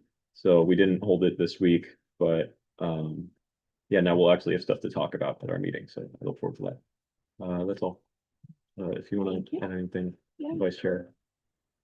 Yeah, tabling was awesome. And our staff is looking to be really good. I've been working with Rebecca at Basic Needs to kind of get more of a partnership with that department, like on the AS side. So that's been really cool. We're also continuing the loaner iPad program. So their MOU ran out, so I've been in charge of just kind of getting it back up on the ground, and there's more funding for more accessories, more styluses for the iPad, so that's really cool. Marcello's doing blood drives, that's awesome, and I want to try to do like a media thing, or like a video or something, just highlighting the students here. So yeah, but excited. All right, before I yield the chair back, how's projects and temporary committees? Anything there? Nope. Okay, I yield the chair back to IDP Lala. If I could briefly ask, on the Actually, I don't know if this is exactly related to you, or the, temporary blue books thing, like every final season, that's phenomenal and great work. But there was a project being discussed of allocating funds for, to commify the blue book situation of every student, like, putting enough money towards it, every student would have access to a free blue book that was being discussed, and I want to make sure that has a hearing before the term ends and we all forget about it. So if anyone who was involved in that, whether there's anything practical on it, how do you want to move forward? Chair, I'm within the advocacy committee, so we'll bring that forth at our general meeting next Monday, is that correct? Yeah. But yeah, well, for context, the idea here is, as student fees are given to associated students, what is the most effective way to give directly back to the students, which is blue books, right? Pardall Center does it phenomenally. SRB does it towards final season, Cosweb does it as well. But if you put it into perspective, one blue book is about $1. You put $40,000 from a defunct VCU, which doesn't exist anymore. That's 40,000 blue books for the student body. Something so tangible yet minimal on cost from our end. That's kind of the long-term goal. I guess. I just want to quick add on it because I was part of the foundation like in the earlier stage of it. Like I still recommend like just for efficiency, like we just negotiate with the arbor or and we just basically give them a bunch of money and tell them if students come to you at midterm seasons or final seasons and they grab a blue book, say they don't have to pay for it because we already pay for it. Like it's just free publicity, easier for us and easier for everyone. You show a student ID and you get one. Yeah. Gonna say the little sticker tag too. That usually says like 199, just says funded by AS, something as simple as that. But that'll be discussed. If you're passionate about that, into advocacy committee on Monday. You guys were already planning to discuss this? Sorry. Sure. I was actually here. No. No, Great, but the last question, do you have any specific entity in mind, or, namely non-functioning entity which you were thinking of drawing this from, or reserves, or what? 13 minutes. No, I think, I think there's a clear couple of, issues at hand that we've tackled last quarter, fortunately, where we have lock-in VCUs that don't serve a current body, right? We have Jewish Commission or CMG, which collects, I think this Jewish Commission is non-lock-in. That was 40,000 a year-ish. CMG was 36-ish, right? So if you're putting that money towards the benefit of all students, that money essentially pays for blue books for years now, right? I don't have the complete answer right now, but logistically, in my mind, when you have money that's accumulating, not going anywhere, that students are forced to pay, make it go somewhere. That's the idea behind that. Yield. I absolutely agree with ideal. My proposal to just like have this like preemptive, like if you want to get this straight on like as quick as possible, my advice for draining the money is actually in the answer that you just talked about. So all the BCUs we have right now already have those fundings. Like they have those kind of events giving free book like blue books already. What you need to do is basically go to talk to them like, hey, we're doing this now. How about you just donate to us and we're going to centralize all the things and we just give it to arbor. Like we're not like lying to them or like fishing their money. You just tell them it's easier. Like you don't have to have people go tabling every single week now. You just do this and you're going to get a lot of money, I promise. Like the donation from the BCUs like CAB, Cosweb, like public health, they have money, Human Rights Board. Yeah, I think that's just the fastest way. Like what the route you were talking about, definitely workable, but there's a reason they accumulate is because there's times we cannot use it. So thank you, Sonia. It's actually a really good idea on cross-entity collaboration as well, of getting multiple people on. That's really not bad. Sometimes.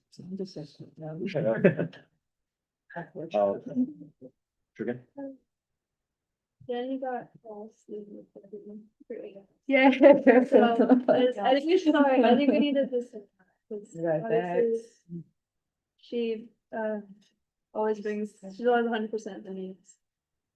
Let's see what. Congrats, Senator. I don't know I don't know if I remember a senator ever became. Right? I didn't know senators were eligible, to be honest. Everyone at university. Seems everybody does love me. And also, just to kind of tie the knot here on, so this would probably, if it were to be from reserves, let's say, it would probably have to be in case the bill passes, which expands the use. But Yes. on the pods, you do not need to wait for that because it falls under a capital improvement project. Have you talked about this to Michael or someone like this? Yeah, he initially told me, like, I had a different plan entirely that, you know, that was based off of actually having 40K in HIP funds, but, now that that's, you know, being committed to other places, he can leave fully for reserves. He did not go in depth about it. He told me that after discussing the proposal during a meeting, that I can set up a meeting thing, and then we can talk about like ironing out the logistics. I think pretty clearly falls under improvement, I would but yeah. worth a try.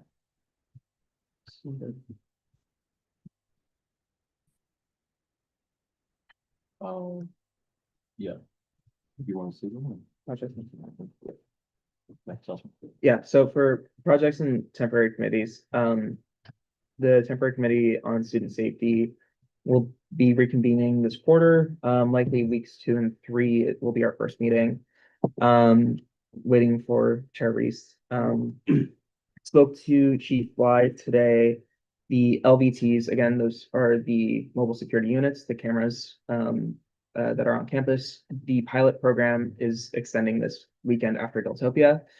And long-term funding is going to be discussed later on this quarter. And there's a new app which Chair Reese talked about last quarter, which is called Safe Zone. Safe Zone is going to be a new mobile application where students can, you know, request an escort if they're on campus, back to their dorms, back to their apartment in Isla Vista, rather than, you know, just waiting for SSO to take them. It'll allow for direct communications with police officers if need be.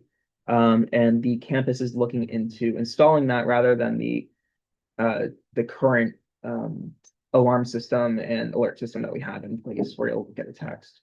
Those are really all the updates I have from the temporary committee. Executive committee, which we should probably reconvene next week. IVP. Executive committee has a lot of legislation bogged down from last quarter. I'm gonna say close to like 10, 15 bills. So be aware of that. There's some pretty big bills in there. I know the Are they beautiful? there are some large substantive bills in the committee. And I'm hoping this will be discharged by week 3 or next week as well, so we can get back on track. So we'll send out Wednesday meet for that hopefully soon.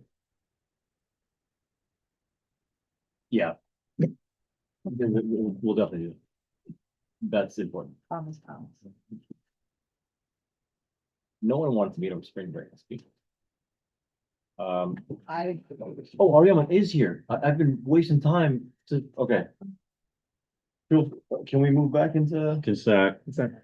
Or- Yeah, you know, sent to move into section H action item? Consent. Consent.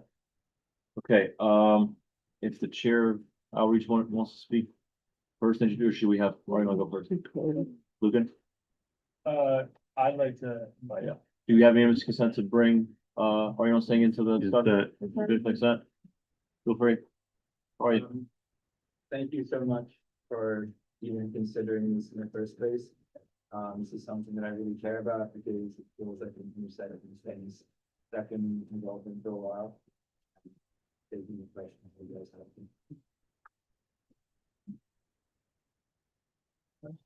If you don't mind, maybe I'm the only one lost, but, or not lost necessarily, but can we get something quick from the committee chair on what has been changed, if anything?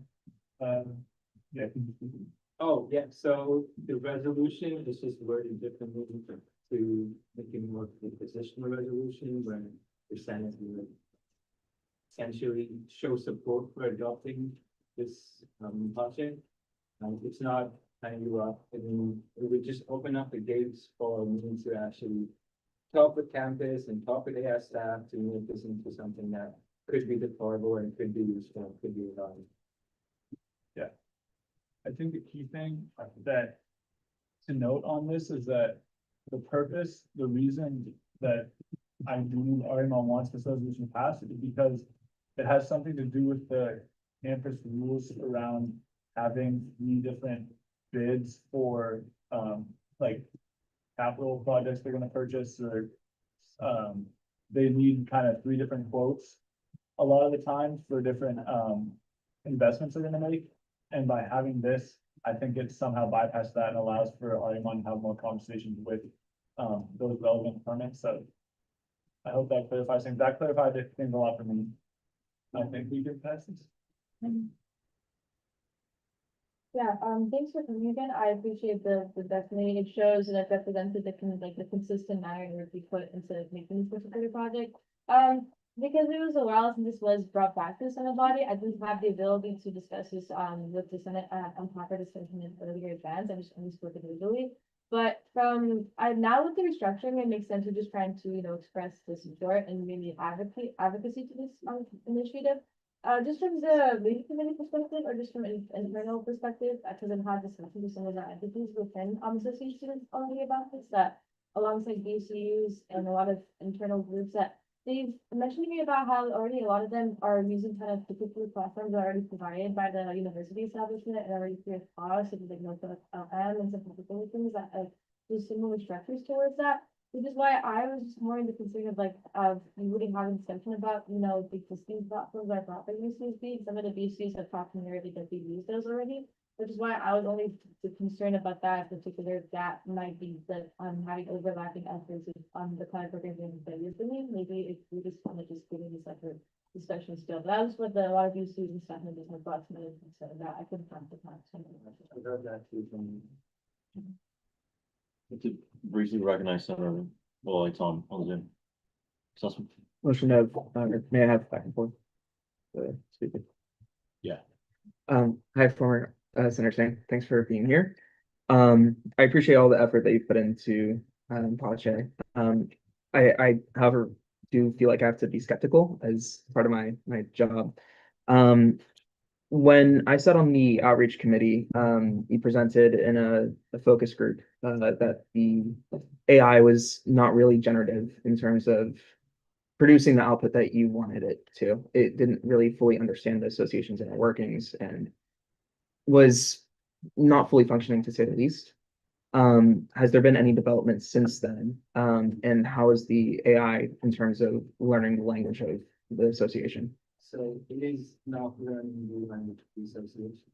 It can take any text and then use math to decide what is relevant to what the question is being asked, right?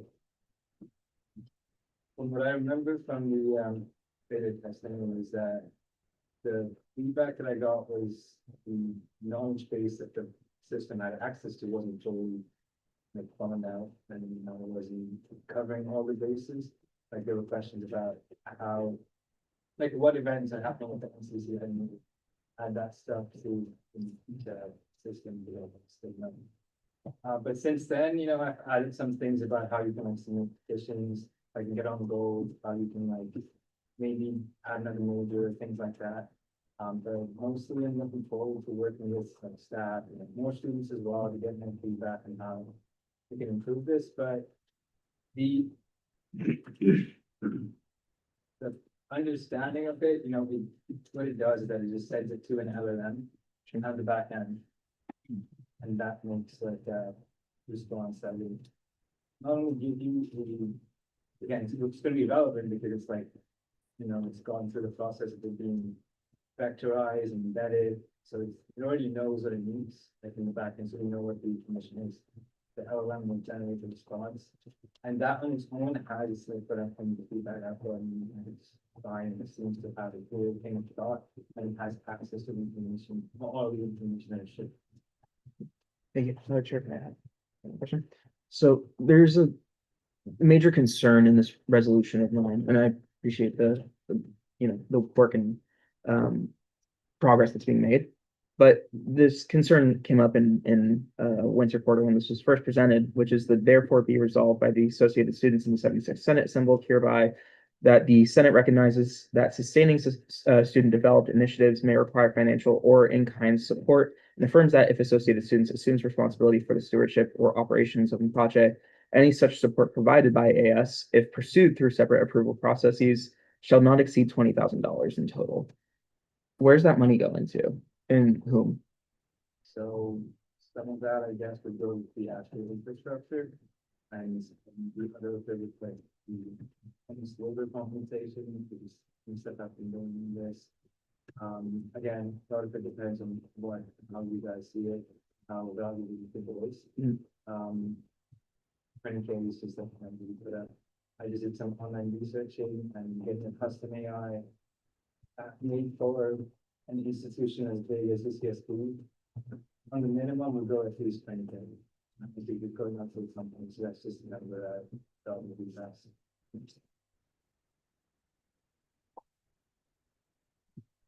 So Jurgen.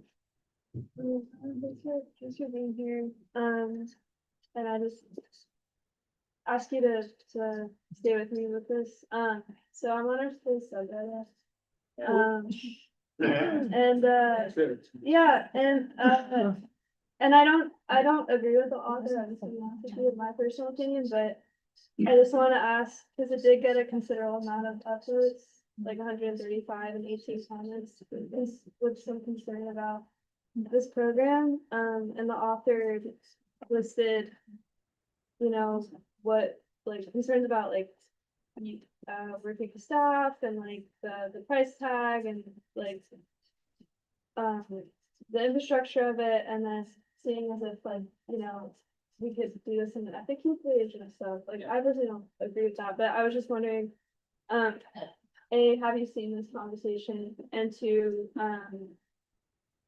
because I also think this is going to be a question that comes up a lot as if we go down this road. So with the most common questions like, why do we need this? Can we just do this on an FAQ page? That type of stuff. Like, how do you plan on answering those questions?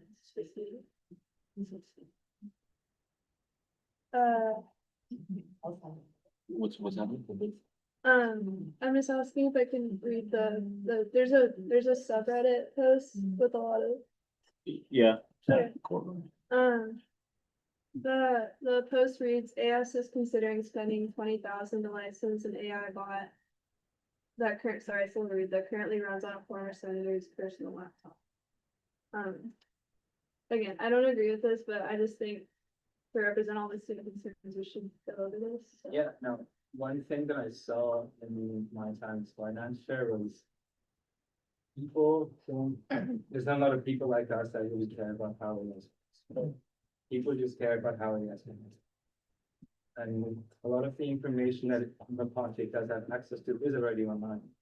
And a lot of it is just stuff that I learned in my time. And you know, maybe if I knew this before, I would have done some more club stuff, but that's kind of my way of giving back, I guess. Along FAQ page, you know, it's a lot of information. It's like 5,000 lines. And people just don't really want to read that. And the way this Mapache that I saw it through was like an automated thinking. Right. So it's just like something that's easier to actually, you know, understand what is actually happening. You just don't have to read that. It's how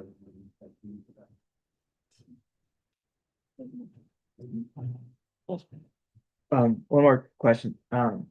What's the difference between this and having, let's say, a vibe coded website that essentially internet scrapes daily for information across, you know, the websites that UCSB has domains for?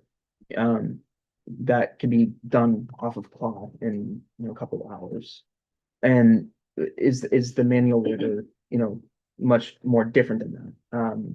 Because I'm concerned that with rising technologies that we already have, such as Claude, that can, just vibe code an internet script daily, based off of a command given, that it can produce the same results. So one thing about using ChatGPT for editing code is that, it does know how to code, but it doesn't know what to code. Right? Most of the time you have to tell it what exactly you want, where you want it, how you want it to be written out.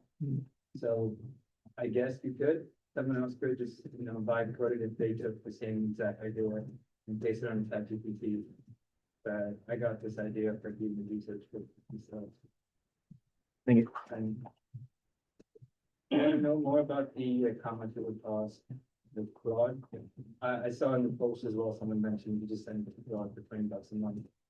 That's the individual program, you can't share more than one user. And if you just have something, send it to Claude, that's gonna run you more over you because they then rate those messages, or rate your fees would be based on how many messages you're getting and how big your messages are. And seeing how big the information in the knowledge base is, that's gonna run you off like at least 10K in what I saw. Thank you. Thanks, Jeff. Is there a long-term plan for the operation that's running in the system? Yes. It sounds to me like the biggest concern with the comment that Senator Shurkin cited was it runs off your laptop, whatever, it's a beta test. So what is the long-term plan? Like, what do you? So, yeah, I don't think it's gonna be hosted at the laptop. Usually it is hosted on like the GPU that I have. I'm sure if you ask these guys, people would be letting probably try on. I do have a plan on how it could be implemented and how you can upload the information. I'm sharing my screen, but essentially what it looks like, and you can just go and you can just change these facts of information the bot has access to. And then as soon as you edit it, you save it, it will just answer the file. And it's also structured in a way where it aligns with the communities that are already in place. So say, for example, if there's some change in financial operations and the finance committee wants them to change, their officers of technology can come up with the draft so that they don't change, get it past the communities. That's coming out. Would be saying yes for liaison. Is it, forgive me if I'm using incorrect terminology and basic when it comes to artificial intelligence. Is it open source in the sense that anyone can alter the code, or anyone can add information essentially? I mean, no, it's open source in a way where anyone can see what the code is and what I've done, but if they want to make any changes, they'll have to either PAS or BT. As you know, contract, yeah, exactly. Just quick question for the stage of the situation. Is this a discussion for the bill? The resolution. Oh, the resolution, sorry. Yeah, we brought. So I can ask question and make a comment, right? Yeah. Okay, cool. I just have one quick question, because somebody mentioned about the, like, I think you mentioned about the labor cost and the facility cost. Do you have a rough percentage of like how much goes to the infrastructure and how much goes to like half? I mean, I don't really have, I don't have a fixed valuation. It's, I mean, I know it's like I've worked maybe 6 months in this, 10 hours a week. So for the summer, it was like 10 hours a week. Since then, it's been like quite less. I haven't involved that, so I guess when you hear it, but you just take like $20, $30 an hour, things about that. So that would be it. I don't really have any more like. But not even for infrastructure, because I thought that would be. Infrastructure is, I mean, if I was to give you an estimate, it'd probably be around $1,000. Okay, cool.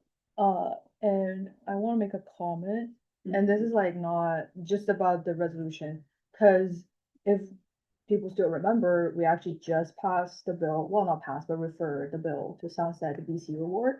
and in which we talk about the principle of like, what do we feel like, because not to discredit your work for sure.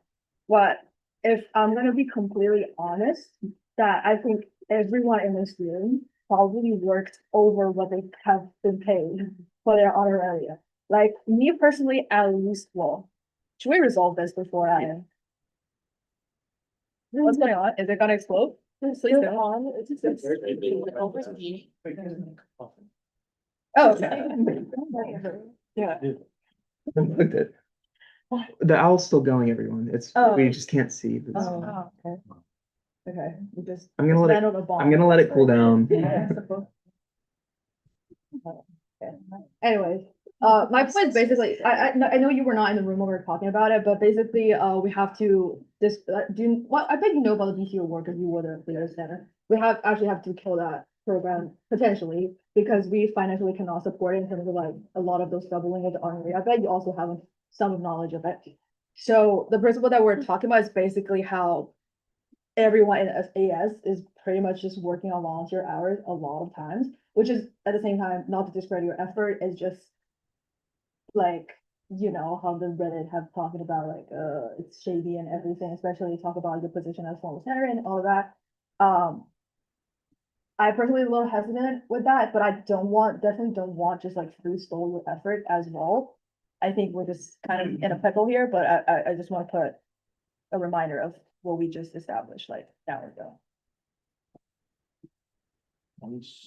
Yeah, I just want to reiterate the first whereas clause of this bill, that this is providing just a go statement for this AI program to have more chances to converse with the campus as well as association staff to see if it's feasible to implement.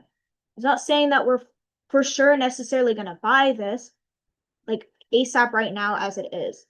It's just promoting and facilitating more collaboration in order to work on this before we come to an official decision on how it's gonna be when it like implements. There's not much harm to passing this as it is. And one thing that I believe, despite this like Reddit statement, is that this AI bot is very focused on financial transparency as well as our financial policies and procedures, as we continuously have people that don't understand how it works. And not only that, this bot doesn't develop based on questions that we ask it. It sources its data from a fixed source that we manually control, which means if we update manually our financial policies and procedures, this bot can automatically update. Not only that, but many students on campus do not understand where their financials go. In fact, the Reddit post even says that they don't know where their money is going. And I believe that's a very important thing, that people understand how our financial system works. I think at the moment, this doesn't have much harm, and I don't think it will have harm in the future. It's just promoting the expansion of this idea to go into a stage of implementation. How many times have you spoken? One. May I I'll be take your word recognized? for it. Okay. Well, people can testify. We have a video recording. All right, I'm on edge today. Yeah, I totally agree. To be honest, I don't really have a fixed position as resolution because I understand the resolution there's not binding and it just to express support to the further development of the AI. But I think Senator Harder just talked about the maintenance. And that's also part of my concern because well, for a long time, let's talk about like we have Flux, we have MyPoy, and it took forever for everyone to figure out, oh, this is actually a very useful tool and we can actually use it. I have a fear the same thing from the project because like you talk about we need to maintain it in terms of like updating the sources, everything. That just means like if one of the chairs, let's not like I don't know if it's gonna be nested in like outreach or finance, either way, but if one of the chairs just forgot to like, you know what, like it's just gonna be all data information, like if they just forgot about it, you know? That's also part of the worry. But yeah. Chair. I think harder. Than same.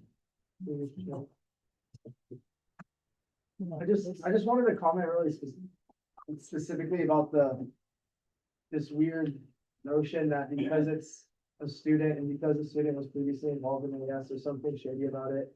I think that's completely false. It doesn't make any sense. If anything, this sort of program makes the most sense coming out of someone who has an institutional knowledge of associated students. And this is definitionally supporting local business. And we're supporting a student who demonstrates the ideals of the university and of the association in every capacity. So I just very quickly, I just wanted to ensure that we're all on the same page, and that we all understand that point at the very least. So that in the future, when we do discuss this with other people, we can bring that point up if we all think it's valid. But anyways, just wanted to add that very quickly.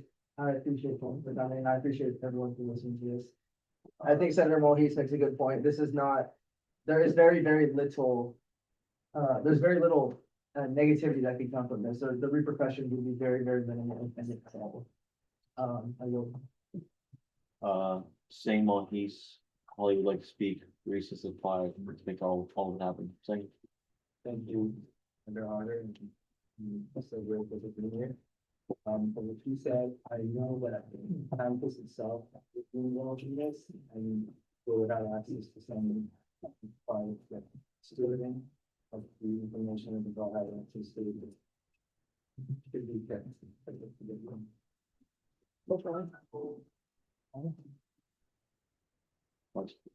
Also a response to Jenny, who said it's the chair that needs to update this? Why does the chair need extra responsibilities? There's many people in AS such as staff that are going through this. Certainly we can add that there. Also technology always grows. It could be automatically, there could be code for it to automatically like link to our legal code, which means that it would be all automatic without the need of extra work or anything. Just a simple 2 lines of code to be made at one point, and then in the future you don't need to bat an eye on it again, unless if there's some sort of issue that occurs throughout.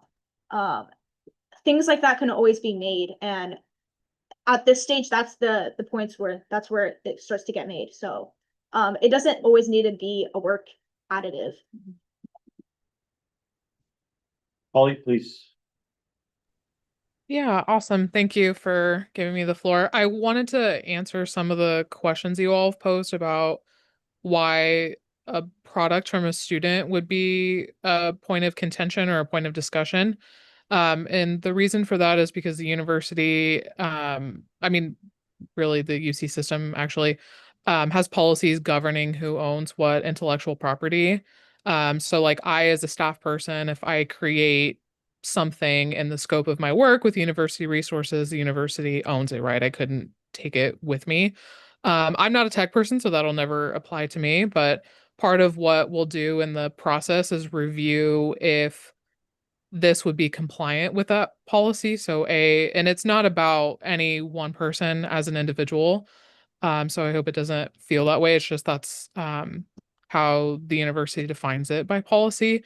And then the second thing that you all may want to consider is that if the university wouldn't own the intellectual property in any case, in this particular one or in others, then that issue is treated like they're a vendor. And in many cases, we have vendors go through a bid process. So that could be a consideration for some of you, is that if the idea is that we want this product developed, then this particular individual, Ariman, can be a vendor in the bid process, but that we would be required to get 2 other quotes or more. You all can choose to get more. So that's why it would be a point of contention potentially, is for those different policies, is that we'll want to review to make sure that it's not something that the university would already own in terms of intellectual property, and that we follow the rules to bid vendors correctly. And then thirdly, because this is a software, it will also have to go through campus IT, but that would of course be a part of the process that we would advise you all through if that's something that you're interested in. But that's why it's come up, is that all of those things are sort of at play right now.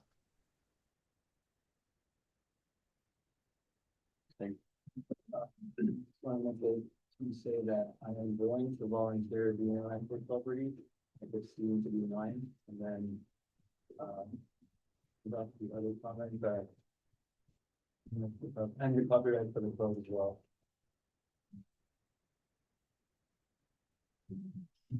So sorry.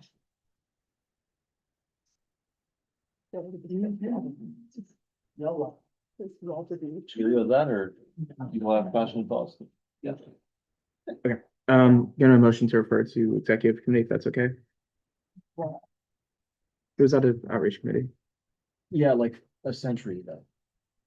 Pardon? I mean, I think there reaches a point at which someone has showed up half a dozen times. It's been on some agenda for a dozen meetings, like.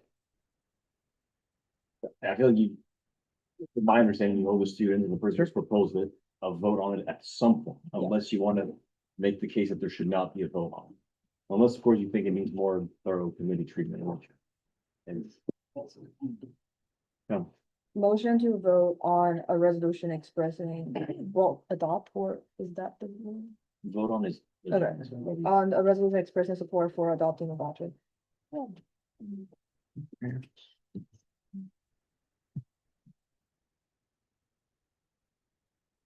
Is there a motion to vote on a resolution expressing support of adopting Pache? Is there a second? Sure. Second renowned discussion. Like, well, the question has been called, objection on the question. The objection like consent. Let's move into a lead vote. You've been around for a while, so we do like a spreadsheet thing. You just click on it. I'll let you know the result.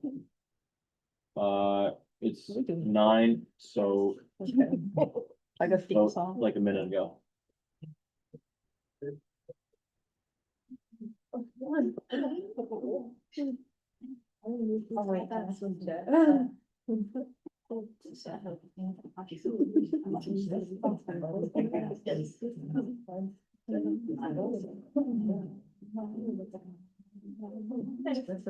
I don't know, guys. Think about it. Conversation is so long. Manitoba, Hepburn. Is Hepburn here? No, Hepburn and Lucan are gone. For their own thing. Yes. Crazy. Put those abstentions, please. It's actually not these. Oh, sorry, confused. It's all good. So it's taking the word. I didn't get the chance to speak on my own vote. Oh, no, we're not. Resolution. Pardon? Is that everyone? Senator Wang. We lit, so that's 14 total, right? Okay, 7 in favor, 3 noes, 4 abstentions, the motion passes.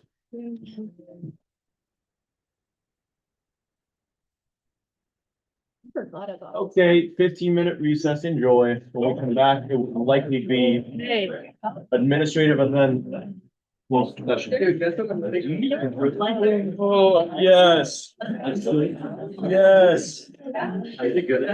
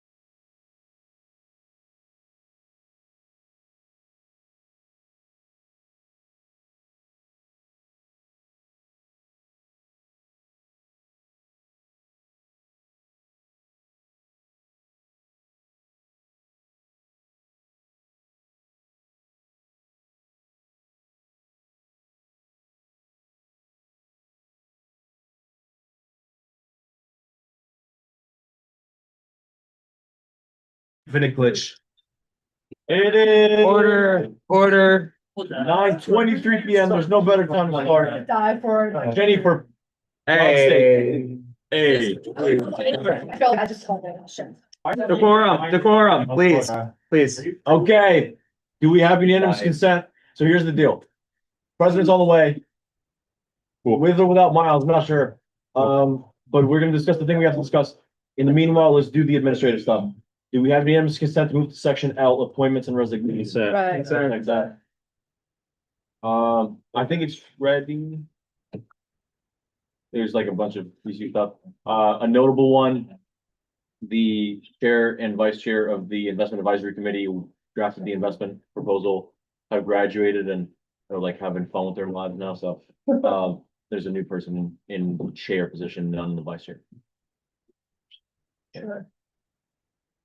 So, Motion to bundle and approve all appointments and resignations. there's been a motion to bundle approve all appointments and resignations. Is there a second? Just want in. Second. Is there a second round discussion? Lee, question, call the question. Consent. Any objection by consent? There's no point in accepting agendas or anything until we've done. Oh, yeah. That might matter. Who's the terrorist? What'd you say? She said, who's the chair?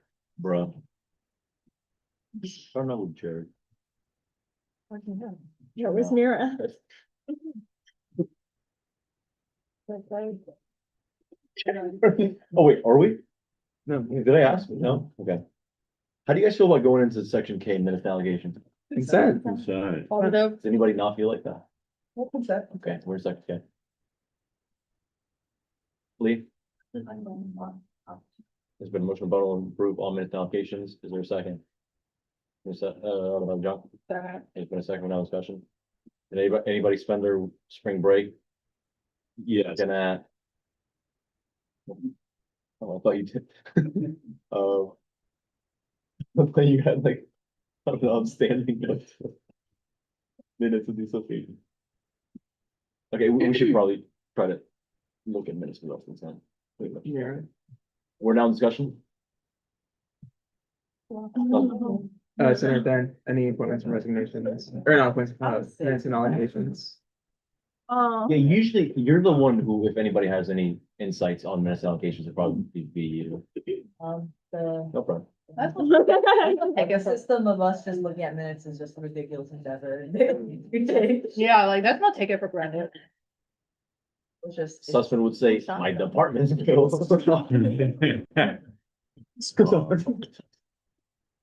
This is like bullying policy one. Just get it done with. We're down in discussion. Oh, no, call question. Question has been called, just call the question. Consent. Any objection on consent? Seeing none, motion passes. Yes, we just waste time now. We do that all the time. You wanna play a posture? Can I ask some fun icebreaker? No, let's. I don't know, does anybody have any like important business? Yeah. Yes, okay, never mind. No worries. Should we just move into it? Yeah. We're gonna, Of we course. should go back into action notes. Okay, do we have unanimous consent to section H action items? Consent. Any objection like consent? Leanne Miles will not be joining. Push mark. He's not, but probably, He was. he was, okay, I think he might be out for a bit, but it's okay, I can. That's. It's like you think of it. I can also go. Well, thanks for coming. First of all. Hope you're doing well. Just wondering what, are you just gonna motion or? Yeah, so I think it's worth having a consensus on.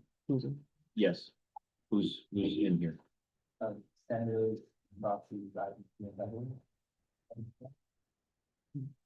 John, I'll propose alternative that we just do public until we do our deliberation and we enter closed session with only senators.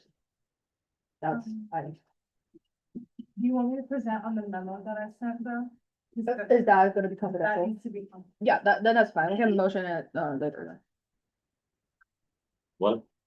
Yeah, so we just I'm motion. lost, others have to be lost. Okay, yeah, so we're gonna motion, my plan, this is not saying that I'm representing the opinion of all. It's possible like we end a closed session with the president, and with whoever necessary, and present, and after they present the confidential, memo, I prefer that the deliberation on the ratification of senators to be keep only with the senators present. Layers of close discussion, Don't- that's, I think that. There. that's- just that. Can you write that down? Can you write that out? Yeah. Okay, You probably have to exit and enter another one. Yeah. yes, you exit. You have like Wait. concentric circles. with closed session. You guys do that. Does she have anything to present that's not confidential, or we should just do now? It's not, nothing, like, I can give you some reports, but nothing like pressing. Then yeah, I think the president, other officials will be fine for now, and then we can do one if we want it to be just senators. And meet with like, afterwards. You just want to do it, make a motion or? Use law.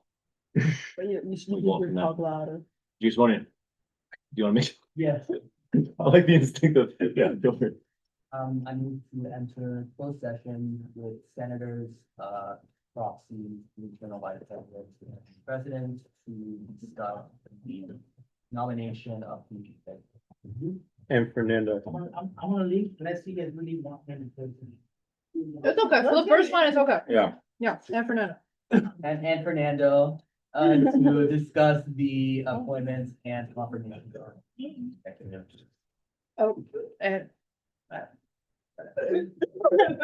And Jason, Such a goofy laugh. Yeah, so here is a JC member was on the committee, yeah. Yeah, we've just, I'm confused by this motion now, yeah. Can you like, what do you have down? No, Motion to move into closed session with senators, proxies, IBP, Fernando, and president to discuss the nomination of executive director. President And Josie. and members of the judicial council, did you say minute taker? And. At 9:30 p.m. Everyone decides. To discuss? There should probably be a to discuss thing. No. Discuss the appointment. At 9:30 p.m. Oh, Suzanne here? yes, That's the. and. I hate and these Miles. motions, bro. We've And had them like weeks. And student affairs staff, I would. Just want to, do you want to add like and student affairs staff, something along the line? Okay. Can you though? Yes, Jones will read out loud. Motion to move into closed session with senators, proxies, IVP, Fernando, executive president, judicial council members, student affairs staff, and minute takers to discuss the appointment and nomination of executive director at 9:30 p.m. Okay. I don't think executive president is needed, I think that was a typo. although And confirmation, you it said? has been executive president. Okay, so there's been a motion to move. I guess it was, right, motion to move into closed session with senators, proxies, MD, Fernando, president, judicial council members, student affairs staff, and minute takers to discuss the appointment and confirmation of executive director at 9:30 p.m. Is there a second? Please. What? Second. Oh, there's been a second round of discussion. John, the question, did you call the question? Concern. Object, by consent? Seeing none, motion passes.